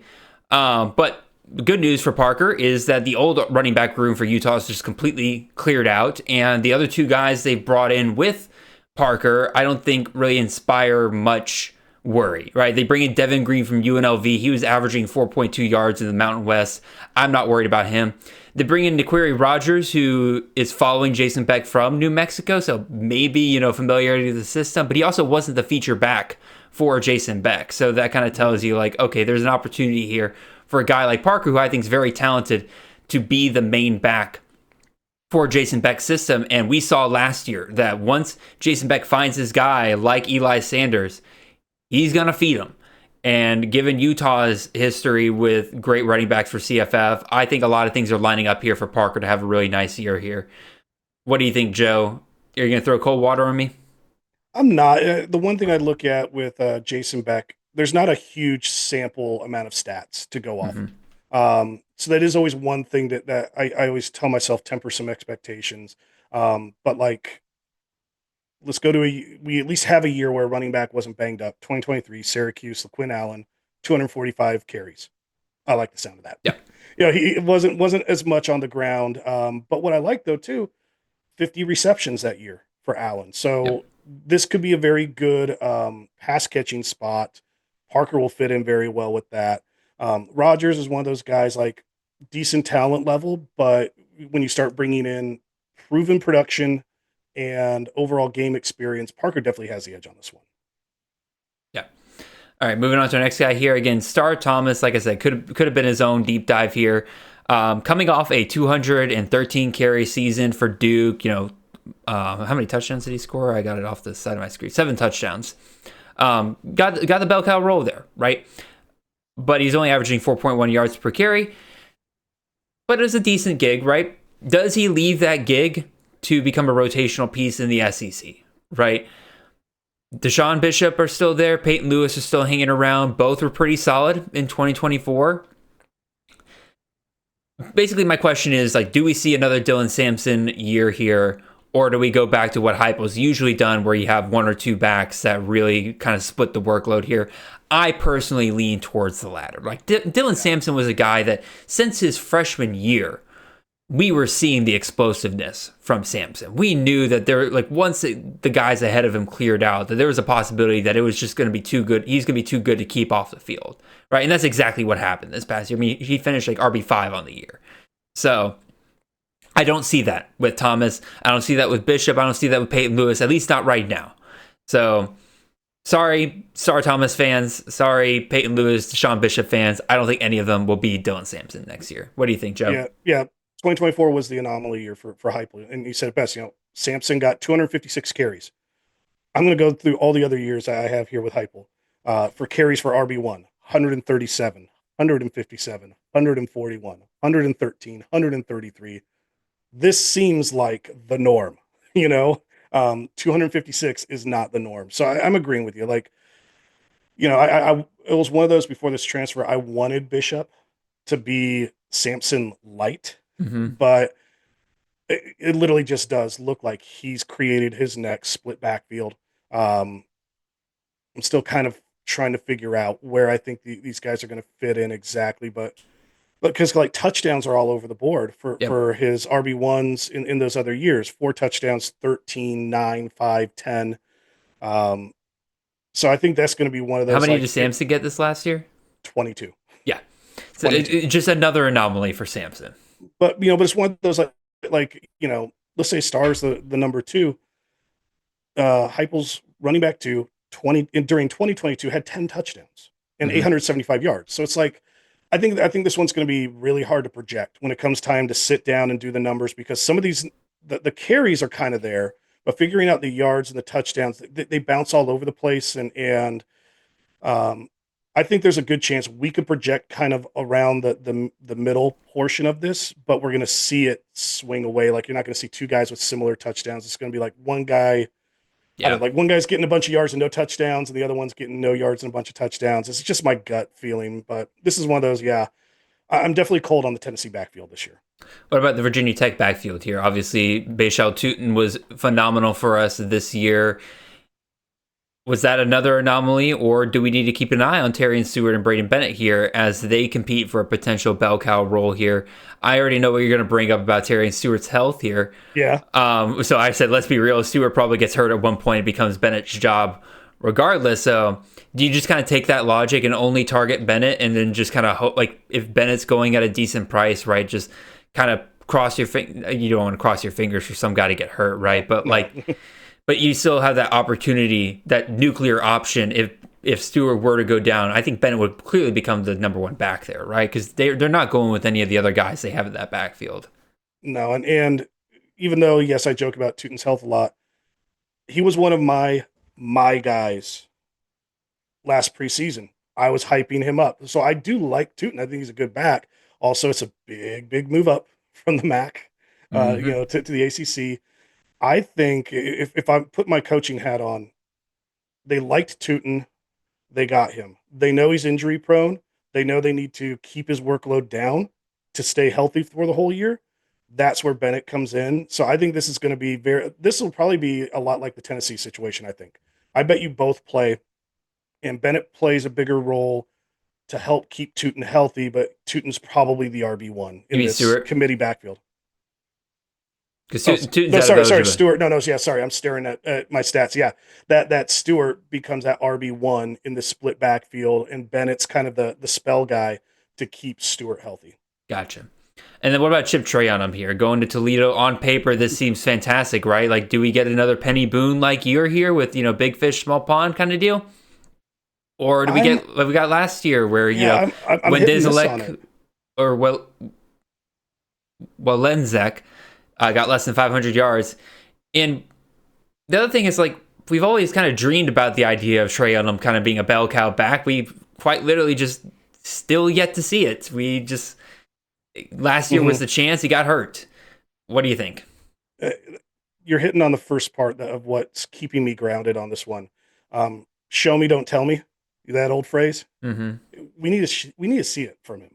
Now you can sit there and say, I think he's probably going to be the number 1 guy. I think you can make some of those comments, but I think I'm really going to look at running back distribution, the workload, and I'm not going to pencil him in for 200 carries.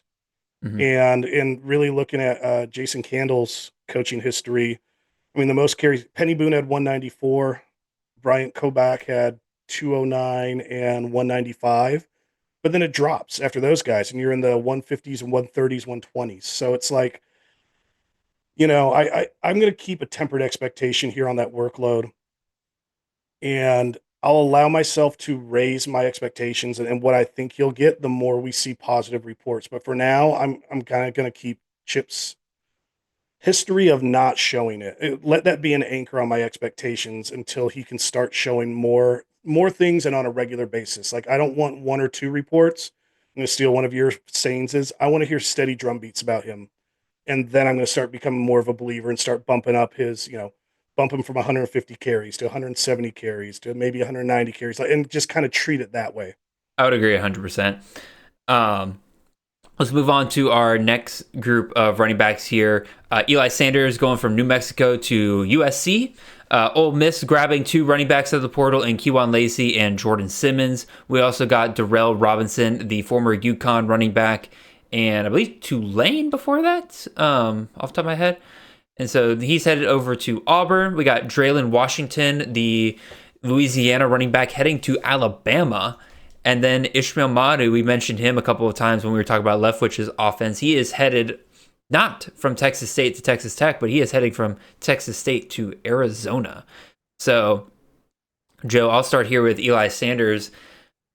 Sanders, as I kind of mentioned earlier, was phenomenal second half of the season. Top 20 RB onto the season, second half of the season. Lincoln Riley's running backs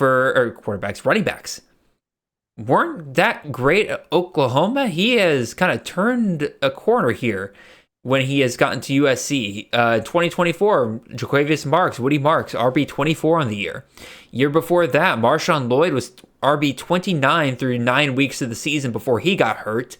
And then the year before that, Travis Dye, RB 24 through 10 weeks on the season before he got hurt.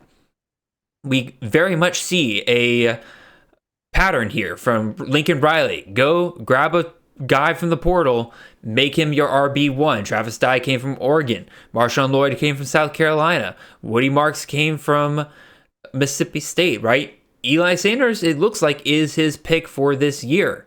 And given that history and the fact that I'm looking at the rest of this RB room, I see Amarian Peterson, I see Brian Jackson. I don't see guys that are going to really challenge Sanders for this top spot given his history. Not only does he produce well at the Mountain West level, but people will forget that Eli Sanders is a former 4-star recruit, right? Like, there's talent here that just didn't seem to really work out at Iowa State, which is the first place that he went to there. So, Joe, your thoughts on Eli Sanders, and then I'll let you pick the next guy we talk about. Yeah, I'd say, the move up from Group of 5 to the Big Ten, that has me a little worried on Eli Sanders. I'm going to stay a little cooler on it because everything that you're bringing up is exactly what we want to think about for plug and play into a system. But once again, okay, last time he was at the Power 4, like you said, didn't do great. A lot of times what we do see with some of these guys, they're, when they're at the Power 4, their yards per carry are low. They drop down to the Group of 5. That number goes up. What's going to happen here? So Jaden Nixon's a good example. Yeah. So I'm cautiously optimistic here, but the optimism is exactly what you said. It's looking at the system on it and what stood out. I'm going to quiz you here. What stood out from 2024 at USC for Marks to be successful versus 2023 and 2022 for those guys? You had Miller Moss as a statue in terms of his rushing ability. And Maava, I can never say his name right. He's not a running quarterback quite like he had in the past either. I mean, like I didn't see him really, really run, scramble around and do those sort of things. So we have a situation, I think, where it is going to help cater more carries to the running back because of who's in the backfield again.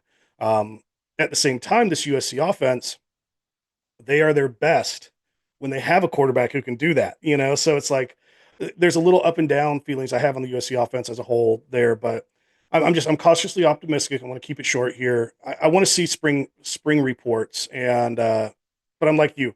I do think there's a good fit here. All right, let's move on to the Ole Miss guys here. Kewan Lacey, Jordan Simmons. Ole Miss, man, their offense looked unstoppable for the longest time, but I think that their lack of a true number one running back in their offense this year really came back to bite them.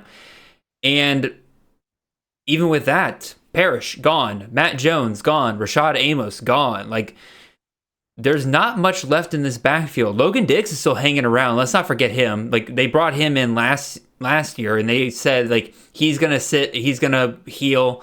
Maybe we use him next year. I think he's somebody to keep an eye on here because he was pretty solid at Notre Dame for a time before he got his ACL injury there. So maybe with a year's worth of rest, he could be something this next year. But clearly, Ole Miss understood their need. They went and grabbed, Kewan Lacey, Jordan Simmons here. Very much similar to what we talked about before when we're talking about some of these RB competitions, right? Simmons has gameplay experience. It's not great gameplay experience at Michigan State, and even his stuff at Akron, that team was just so bad, I don't think he could ever really do what he needed to do there. But he's still averaging 6 yards per carry, so I'll give him that. Kewan Lacey, former four-star running back here, like he was a dude I was excited about going to Mizzou. He, I think, is like the big wild card here, right? Like he is the guy that I think could probably provide the highest ceiling among these running backs. I'm rambling here a bit, Joe. Do you just need to bring me back down to earth and tell me that none of these guys for Ole Miss are really worth it? I don't know. I mean, like right now, as I've been putting together my rough depth charts, I've put Simmons 1 because of the playing experience. But I don't have a lot of confidence in it. Lacey, like you said, pure ability, definitely has the chance to be the best chance possibly to be the number one. But you look at Lane Kiffin, take out the 2 years that Quinshad Junkins was there. He only had one other running back with more than 130 carries, and that was all the way back in 2018 at Florida Atlantic. Mm-hmm. So the rest of the time, he's splitting. And so to me, it just kind of seems like if he knows he has a special talent like Quinshad Junkins, Devin Singletary, he's got a guy like that, he's going to feed him. If he doesn't, I think it'll be a split backfield. And that's probably what's going to happen here, unless just, like Lacey just explodes or something, in camp and that like the light bulb comes off a year, it goes off in their head and just they take this huge leap. But at the same time, you can't really project that. It's too hard to predict, because you could say that to anybody. So this is, going to be one of those backfields I'm just going to stay away from unless news tells me otherwise. Yeah. Other guys here, Darrell Robinson, Draylen Washington, 2 G5 guys moving up to the SEC here. Robinson's kind of interesting because, again, he's averaged almost 7 yards per carry, which is always good. I don't care what level of competition you're facing. But his performances against Par 4 competition definitely leaves something to be desired. I mean, 7 for 34 against Maryland, 2 for 12 versus Duke, 4 for 12 versus Wake Forest, 3 for 3 versus Syracuse. Like, I don't know why UConn just gave him no workload in those games compared to some of his other games. I don't know if they're saving him or what, but that's definitely weird. But I personally, my quick thoughts on him is like I consider him worse than Jarquez Hunter, even though I think he's a good back. And Hunter at best got to RB33, so I probably won't be grabbing too much of Robinson because I just don't really see the ceiling there. And Draylen Washington's interesting, right? Because Bama needed to grab another guy with the loss of Justice Haynes, and they went to Draylen Washington. Like, this is a guy that was RB2 or 3 on his own team down in Louisiana, and they said, we think that there's something here, right? Does this go to the old saying of game recognizes game here, right? Given the fact that Washington averaged 6.5 yards per carry last year, 6 catches for 107 yards, I think Bama sees something potentially in the future. I don't think he'll be anybody that's going to, rock Bama's world or anything. What do you think? Quick thoughts on those two guys? Yeah, with Robinson, this is one I think I can't see a guy really standing out and getting 187 carries like Hunter got. With Hugh Freeze, he's normally feeding his guys less carries, like about 130, 150 seems like a norm. Alston and Cobb are both really good players. I don't have the exact numbers in front of me, but I think Alston has played in 40 some odd games and Cobb has played in 30 some odd games. So like these backups that are on Auburn have talent and game experience. So this is just going to be one I think might be a bit of a mess. Like just me personally, I know I'm going to have to rank them somewhere, but like if I'm drafting early in the year, I'm probably not touching them. Mm-hmm. And Alabama with Washington, this is one of those where normally Kellen DeBoer, he likes to split his backfield. I mean, every year I have of his history, except for Dylan Johnson in 2023, none of his running backs are getting more than 178 carries. So I see it as a potential depth piece, and maybe he just wants to have a competition to see who that running back two is. Um, I mean, you've got Washington, Riley, and Young on there. Maybe no guys shown they're ready to step up in that, but part of me also thinks, Washington's not a bad player, but it is a big move up to the SEC from where he's at. That maybe Jam Miller does get a bump up in carries Mm-hmm. for the historical stats. In my database, the RB1 with Dylan Johnson skewing the numbers is 158 carries. So like I can maybe see something like Jam Miller getting 170 carries. And this is more of that depth piece to fight with these established 4-star guys like Riley and Young. Mm-hmm. But my big takeaway on Alabama is more so stock up for Jam Miller than anything else. What about Ishmael Mahdi here? We talked about him earlier with Texas State. He's heading over to Arizona, right? My question is, like, is he viable at Arizona, right? Quali Conley's gone. Rayshawn Luke's gone. Brandon Johnson gone. All that really remains is Kedrick Riscano, who was RB2 last year. They also bring in Quincy Craig from Portland State and Michael Mitchell from Utah, but I think both of those guys are mostly bodies here. Mm-hmm. We've kind of been up and down. I'm sure you'll dive into the system here with Brent and Brennan here, but like Conley was RB 46 in total points this past year, RB 58 in fantasy points per game. Kyrie Robinson, obviously the anomaly in 2023, RB 10 on the year there. Conley as RB 2 was RB 60. I personally smell a committee here. And even then, none of it may matter if Arizona just doesn't improve greatly compared to where they were last year. And they lose Tet McMillan, so God knows what happens to them this year. You mentioned Kyrie Robinson in 2023 is the anomaly. When you take that out of the mix, every RB1 is getting 800 or 700 yards and between 7 to 10 touchdowns. Not good numbers for fantasy. Mm-hmm. I do think Mahdi's better than the rest of the group, so I would give him maybe a bump up from that, but like 1,000 yards, 10 touchdowns, like maybe like that's a ceiling. I don't know. Like I can't picture him, once again, like the yardage for Robinson in 2023 was about 1,200 yards and 18 touchdowns. I have a hard time seeing him getting 1,000 yards and 15 touchdowns, 14 touchdowns. So he's a guy, he might get more than the history stats show because of how the rest of that room is. But yeah, it's not a great landing spot, in my opinion. All right, let's move on to our next batch here. Kanye Udo, former Army running back, headed over to Arizona State. Potentially nice landing spot there. CJ Campbell, the former Florida Atlantic running back there at Florida Atlantic, as I say repeatedly. He's headed over to Rutgers. Cole Cabana, former 4-star running back there at Michigan, headed over to not Minnesota. I had the graphic wrong there. He's actually headed to Western Michigan, a far more interesting spot for CFF. Rashad Dubinion, the former Arkansas running back, headed over to App State following one of his old coaches there in Dow Leganes. And then we mentioned him earlier when we talked about Arizona, but Rayshawn Luke, Speedy Luke, headed away from Arizona, and he is landing at Fresno State. So, Joe, pick one of the guys you want to talk about real quick, and I'll go from there. Okay. I'll combine two if you don't mind. Oh, I touched on them on my show, but Udo and Campbell, so the first two on the list. Campbell and Rutgers, my gut says probably going to end up being a committee. And let me skim real quick here. Antoine Raymond had a great bowl game. Mm-hmm. My gut says with the Rutgers situation, Raymond either just runs away from the pack, secures the RB1 job, and becomes a bell cow, or they all just kind of, they're all eating at the table. And the big downside for Campbell's landing spot, Campbell's a great pass catcher out of the backfield, and they don't throw the ball to the running back at Rutgers. I actually had a question. He might be a third down back, good role for them for that, but like their RB1 just doesn't get a lot of receptions. So you mentioned that on your other show, and I think I caught that the last couple of years they have been throwing more to the running back, even if it's not great that much. No, I think what you're thinking of is we had mentioned that the offense itself has become more productive in the passing game. Like I was surprised that they had fantasy worthy receivers this last year, which Normally, like you're not thinking that, and they had Hmm. multiple fantasy receivers. So the passing game in general has definitely, increased. But no, the last 2 years, 19 and 15 targets for RB1 in the system.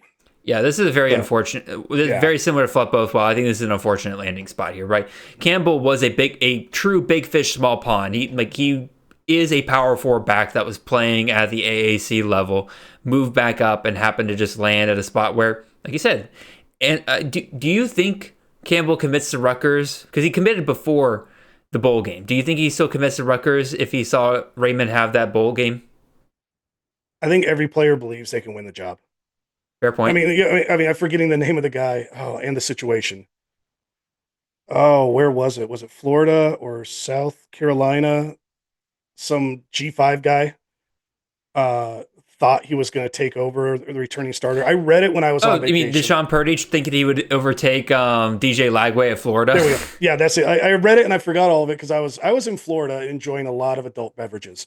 Um, but yeah, but that's what I mean. Like players think they can win the job in their Mhm. head.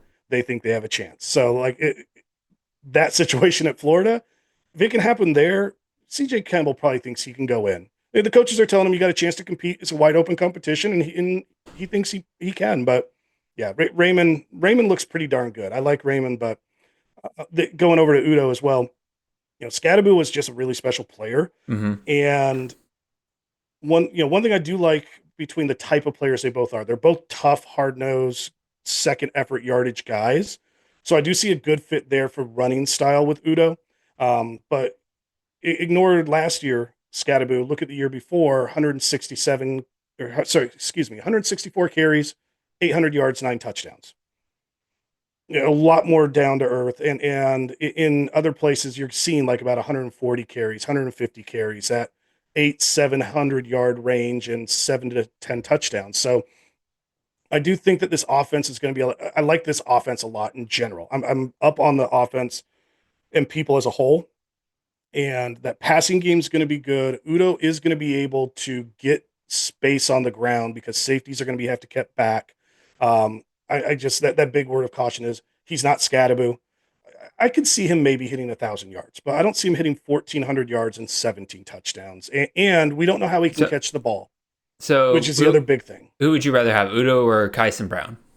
I was about to say, yeah, and I didn't even get to that point. I like Kyson Brown a lot too. So Kyson Brown, we know can catch the ball out of the backfield. We don't know with Udo. I mean, like right now, I kind of view it as a contested competition that I'm putting Udo in first, but I like Kyson Brown quite a bit. My quick thoughts on Cole Cabana here, going from Michigan to Western Michigan here. This was a guy that when he went to Michigan, we kind of liked because he's extremely athletic, right? But that was kind of his problem, is that he was more athlete than actual running back, right? That doesn't work as well when you're competing at the highest level of competition and you're going to a place like Michigan. That can really work out well if you're going to a place like Western Michigan, where all you have to do is out athlete the people on the field. Problem is, Western Michigan still has Jalen Buckley hanging around. And as excited as I was when Nixon left, that I was like, oh, maybe Buckley now just gets a full workload here. Well, I think we're just going to go right back to Cabana and Buckley playing a game every week of guess which running back is going off this week for the Broncos. I think we're right back where we started. Rashad Dominion, quick thoughts here. Same thing. Same thing. It's same thing. I mean, I've only seen 1 year where a Walt Bell running back has had 200 or more carries. So I'm going to bet on the under for 200 carries. Agreed. Dominion, it's intriguing him following his old coach there to App State, but they got other options. They got Kanye Roberts still hanging around, Amani Marshall. Like, I'm going to need to wait for some spring practices here to see like where we go from here. And then last but not least, Rayshawn Luke here, going from Arizona to Fresno State. I'll just ask you, Joe, like, who do you got in this Fresno State running game? Because you got Bryson Donaldson, who looked really good at the end of the year, young guy, young freshman there. Elijah Griffin entered the portal, coming back, but very much lost out on his chance to be the bell cow back as the year went on. And then now we got Rayshawn Luke entering the system here. Where do you kind of fall with those guys? It's tough. I mean, right now, with no reports whatsoever, no spring reports, no news, no nothing, I'm just leaning into who has the most experience, Gillum, and plugging him into a contested / wide open There's kind of the two lowest categories of confidence I use for Mm-hmm. position battles. But like Gillum's played in the games. He has some proven track record of production. I mean, that's one thing we can't exactly say on the other two. That's the only thing that kind of makes me lean toward him. This is one, and the system here. One issue I have, and anytime we get new coordinators that come up from the FCS level, I only pull 1 year, and I just use it for that first year. Once their coordinator, I forget if it's coordinator or head coach I have here, Josh Davis from South Dakota. Like once they now have a year at the FBS level, I only use those stats. But Mm-hmm. looking at last year, South Dakota, RB1, 187 carries, RB2, 167 carries. Both guys hit 1,000 yards. Both guys hit 19 and 16 touchdowns. This is also a team that's making the playoffs or playing more games, but that workload and production distribution is pretty equal. So this might not be a bad situation. Just my initial first take. If you guess and guess wrong, if they're able to find some production on the ground, their system wants to do it. You could guess wrong. You could get an RB2 and maybe not have a half bad guy, but like for a best ball league, like he maybe still is getting you points here and there on weeks. So that's my main takeaway on the Fresno situation is the positive lining is you could guess wrong and still be maybe being okay. All right, let's move on to our next batch of running backs here. Rashad Amos going from Ole Miss to Memphis. Cameron Cook, one of the bigger disappointments from last year. He is headed from TCU over to Jacksonville State. We also got Sia Bengura, prodigal son here, returning from Minnesota back to Ohio. We got Tawi Walker, the former Oklahoma running back and former Wisconsin running back, headed to Cincinnati to potentially take over for Corey Kiner over there. And then Rasul Faison, the former running back out of Utah State, headed up to the SEC with the South Carolina Gamecocks. Joe, we'll probably go through these guys decently quickly here. Yeah. Rashad Amos or just Memphis in general. Who you got? Rashad Amos, Greg DeRosarios, Sutton Smith, I'm calling this wide open. I'm just calling it wide open until news comes out. Gun to your head right now. Who you picking? You can put any one of them as the RB1. Gun to your head. Who you picking? Gun to my head, Sutton Smith. Cool. And you heard the confidence in that. What about Jacksonville State here, right? Cameron Cook, disappointing at TCU last year, averaged less than 4 yards per carry. Potential big fish, small pond situation here, though, like him moving down to the Sun Belt, but he's already got Andrew Paul sitting there. He only had 39 carries last year as the RB2, which tells you that, this is a team that likes to run the ball with one guy, and especially when you look at the offensive coordinator here, oh my God, this is the man who in 2022 and 2023 gave us the likes of Rasheen Ali and Kalen LeBourne. Ali, for those of you left out 2021 Rashawn Ali. But he wasn't. But he wasn't the offensive coordinator then, was he? He might have been the co-OC. I do track both in my system. I just lost my sheet. Let me get that back. I'll jump in. I love this landing spot while you're getting your sheet back together. I love this landing spot. Awesome system. I don't know what was going on at Georgia Southern last year, where they were splitting carries. And I'd never watched enough of their games. Like, well, Jalen White couldn't stay healthy to save his life. Well, but he would get injured, and is it Amari Arnold? OJ Arnold. OJ Arnold, yeah. Well, Amari is also his first name. Yeah, like he's a guy, like, he wasn't bad, but like it's so against what we normally see, from that standpoint. But also that offense just seemed weird to me last year. I don't know what it is about the whole offense. It just seemed like very hard to predict. So I'm going to bank on history on this, but I'm not going to bank 250 or 300 carries as a possibility. And the one thing that we all like, Cook has the athleticism. He has the ability. He just needs to put it together. And then didn't look like it last year, I can tell you that much. Well, and part of that, maybe that's between his ears. Mm-hmm. It might be that part of it as well. But like dropping down to Jacksonville State, though, that's the other part of it. That's nice. It's just a matter of. Go ahead. I was going to say, we don't see enough of talented. We're no longer really seeing it that much. Talented guys at the Power 4 level transferring down. But again, like I mentioned before, Andrew Paul, the former Georgia back, is hanging around there as well. He didn't transfer out after the coaching change or anything like that. So there's still a possibility there's a legit competition between those two. Sia Bangira going from Minnesota back to Ohio here. Obviously, we love the 2022 season where Bangira, 13 touchdowns, over 1,000 yards on the ground there. Set back a little bit in 2023, but that was an Ohio team that kind of struggled just in general. Tried to go to Minnesota, had a whopping 4 carries for 12 yards throughout the entire year. I think he learned his mistake, and he's headed back there. Ohio system here should be much the same as it was under Tim Albin, with Brian Smith now at the helm. Mm-hmm. He's the offensive coordinator, for those of you who don't know that, for Ohio the last couple of years. No Tyus, no Hunt. Theoretically, this should be wide open for Bangira to reclaim his throne. Is there anything that we should be worried about here? Outside of 2022, fantasy points and a half PPR from a Brian Smith offense: 163, 154, 183, 141. Not terrible at all. Like he's still a guy who can contribute. That 234 yards that we got in 2022 stands out.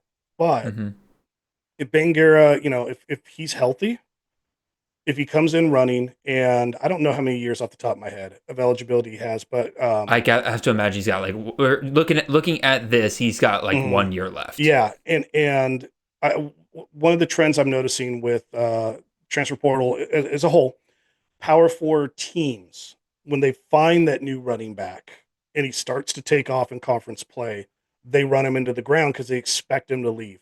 This is a little different, but I think it might fit that same thing, that they already know who he is, what he can do. So there's a chance they could just say, I'm going to run him in the ground. I'm not going to worry about anything else. It's just a matter of, can he stay healthy? Is he in shape? I don't know any of those sort of things about him because he was just kind of lost in the shuffle last year. But I'm right there with you. This has good potential, but I'm gonna stay a little more grounded with my expectations. Not pencil him in for 200 fantasy points, but he has that ability to hop into the 200 point range. The other thing I'll caution people with Bangira coming back here is that Bangira plus Curtis Rourke, the ceiling there is a lot different than the ceiling of Bangira plus Parker Navarro. Parker Navarro can move with his legs a lot more, and so that's probably going to cap Bangira's ceiling just a little bit more there. Tolly Walker over at Cincinnati. I'll just ask you, who you got? Evan Pryor or Tolly Walker as the RB1 for Cincinnati? Doesn't even matter. I'm thinking committee, but I would take Pryor if I had to take someone right now. And not a lot of. I'm just thinking, been there. He's been there, and a lot of guys in the offense are still there too. So you might just have a click with them. And then Rasul Faison. Obviously, South Carolina doesn't really have anybody that really stands out in that backfield, but I don't think Faison really stands out as a guy that's going to transcend an SEC backfield. Like, looking at Mike Shula's history, who's the offensive coordinator now at South Carolina here, he hasn't called plays in college since 2006. He hasn't called plays in general since 2019. And so there's not really a lot of history to go on with Shula here. No. And the teams that he did call in the NFL with the Giants had a bell cow in Saquon Barkley, but it's like, who wouldn't make Barkley a bell cow? Well, I pulled the Giants stats because I'm just like you. I'm going to be very off of South Carolina just because I have no clue what Shula's going to bring to the table. I think it could be so up and down that you're only going to have to bank on maybe just pure talent. But yeah, like if you're doing that, then you can't believe in Faison. Oh, exactly. But like he had Saquon Barkley, but like everything, I'm forgetting the rest of the players off the top of my head. I don't have the full stats, but it's like he fed the top guys, but the top guys were NFL studs. So like it made sense. Like, these are my 3 best guys. They're getting as many touches as possible. And really the only thing you could say for that in this USC offense is the quarterback position. Like they should just run Army's offense if I was them. That's their best bet. So yeah, I'm not a fan of that. I don't like the situation. All right, let's move on to our second to last batch of running backs here. We got Braylon McReynolds, the former South Alabama running back, headed over to UL Monroe. Do we have ourselves our next Aad Hardy here in the Bryant Vincent special?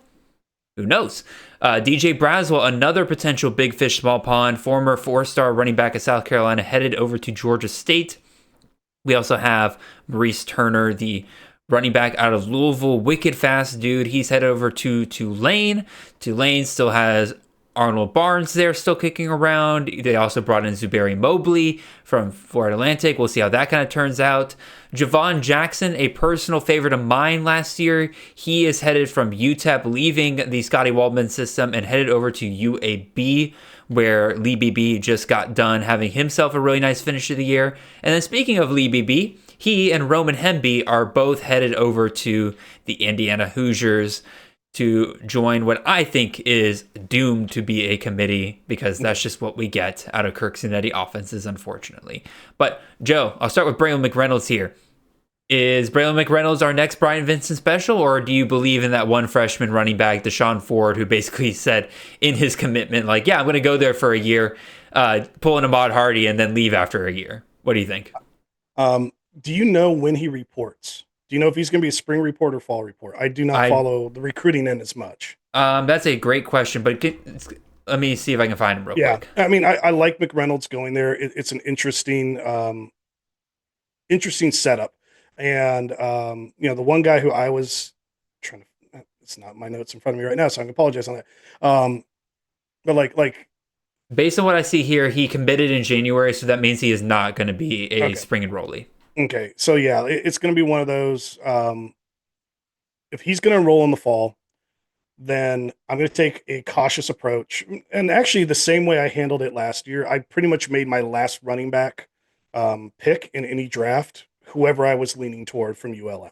That was the way I handled it last year. I guess we all picked the wrong guy, but to me, it's like, yeah, one of your last couple running back spots, because we were all thinking McReynolds might be the guy at South Alabama last year, and that did not turn out to be true. So no. It could go a lot of different ways, and a lot of times most of us are going to be doing the bulk of our drafts before we're getting news from the second week of camp. Mm-hmm. Like that first week of camp, we're getting a little bit of stuff, but so I would just say, yeah, I'm going to tread lightly on this one, but I'm still just going to pull a shot. Whoever I think maybe, definitely going to probably just keep. This is a system I've won a piece of every time. So yeah, I'll probably at least still draft somebody, but it's probably going to be one of my very last picks. Gotcha. About DJ Braswell, Maurice Turner, Javon Jackson, any of these guys stand out to you as potential? Javon Jackson's my favorite.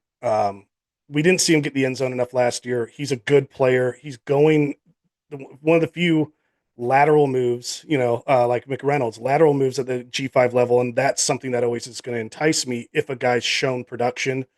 Jackson has shown production, and he's going to a good system, so I really like that fit. It's a system that works out well for us for CFF as well. Again, I don't know what the heck that coaching staff was doing the first half of the year, but the second half of the year, they kind of figured it out, because Lee BB, RB22 in the last 5 weeks of the season. Like, they kind of finally figured out, hey, this BB guy is pretty dang good. We should probably give him the ball a whole bunch. Hopefully they don't make that mistake with Jackson this time around, especially when you got Armani Goodwin is really your only real competition. I'm not counting on that one. And mentioning BB, like if I had to pick one of those two at IU, I'd probably pick BB to be the top. Maybe Hemby becomes that guy, less carries, less yards, but the inside the 10-yard line back. But I like both of them. I like that for the Indiana offense. It's just going to be for like if you're looking for spot starter guys, waiver wire guys, or DFS guys at a value, that's where I think this situation could be interesting. And it's going to be who's probably going to be the touchdown guy. But BB does have enough speed; he could break some runs too for long touchdowns. So I do think there's some DFS value there. Best ball guys, sure. Because again, look at this past year with Indiana, right? I complain about it being a committee, but Ellison got 10 touchdowns, Lawton got 12 touchdowns. Like they had their big games for sure. It's just a matter of I don't think you can rely on them week to week because of how just volatile that situation is. So. All right, let's move on over to our last group of running backs here. And to me, this is just upside city here with guys you're looking at here, right? Shane Porter, running back out of North Texas, had himself a really nice end to the season with the Mean Green there. He's headed over to UTEP with Jackson and Jolly opening up that top spot. Maybe we see him kind of get the full workload that he was never going to get at North Texas because Eric Morris is allergic to a bell cow back. Maybe he can do it at UTEP with Scotty Waldman, who has shown that with Javon Jackson in the past, he's willing to make him a bell cow back. Ricky Hunt, a guy we all really liked at Ohio, saw a lot of upside. A lateral move here from Ohio to Tulsa, at least when it comes to the G4 or G5 level. I don't love Trey Lamb's history with running backs. Again, mostly it seems like they struggle to get to 1,000 yards in general. 176 carries the max. Is back. And Watkins is back. Oh, are they? God, I'm pretty sure he is. So it's one of those and you got a guy who's been playing for a long time and knows what he's doing. Ugh.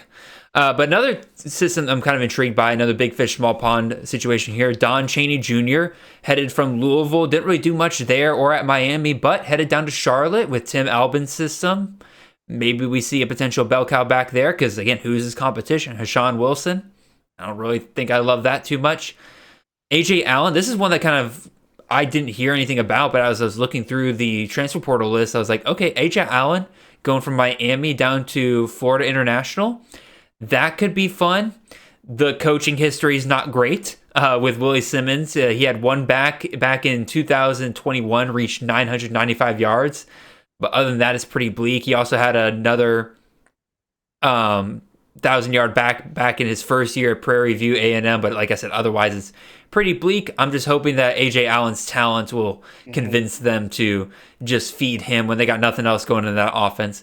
And last but not least, this is just a name I'm throwing out here because I knew him at Kennesaw State, but Qua Ashley.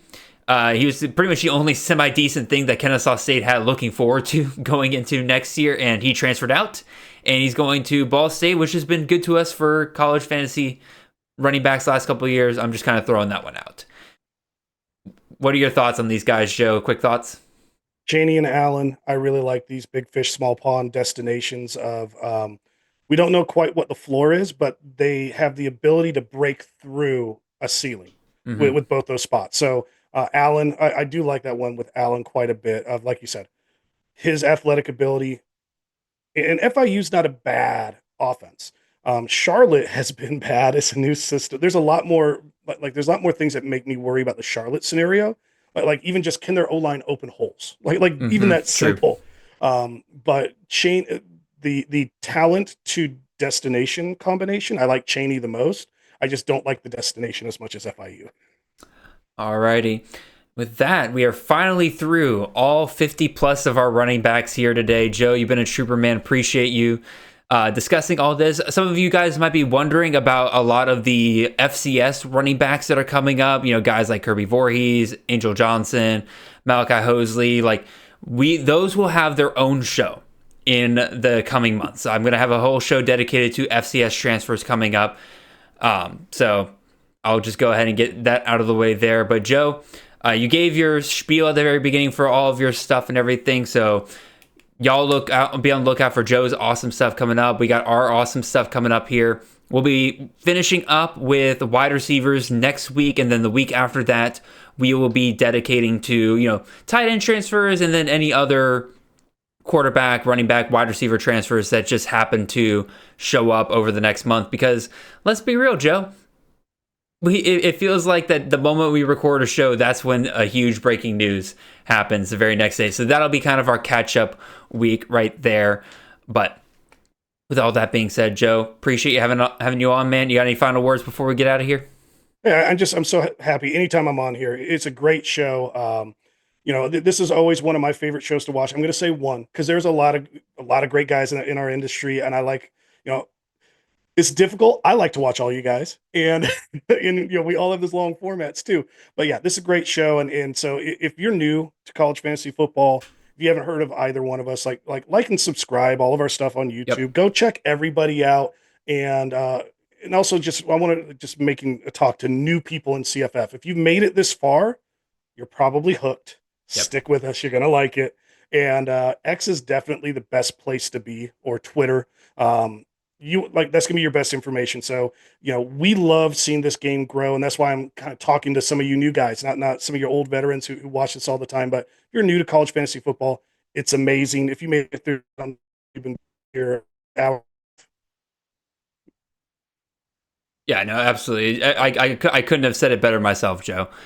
We are all very welcoming in the CFF world. So if you're coming into this because it's a brand new season and everything, and you're just trying to get started here, like reach out to us on Twitter. Again, I'm at CFF_Jared. Joe is at UW_purple_rain, spelled REIGN. We're all very welcoming. And if you ask questions, just let us know. We were happy to help you. But with all that being said, Joe, appreciate you once again. Appreciate all of you guys listening out there. These are long episodes that we're starting off the year with, but a ton of information to get through. So I appreciate all of you guys for sticking with us. Until next time, y'all have a wonderful and blessed week. See y'all.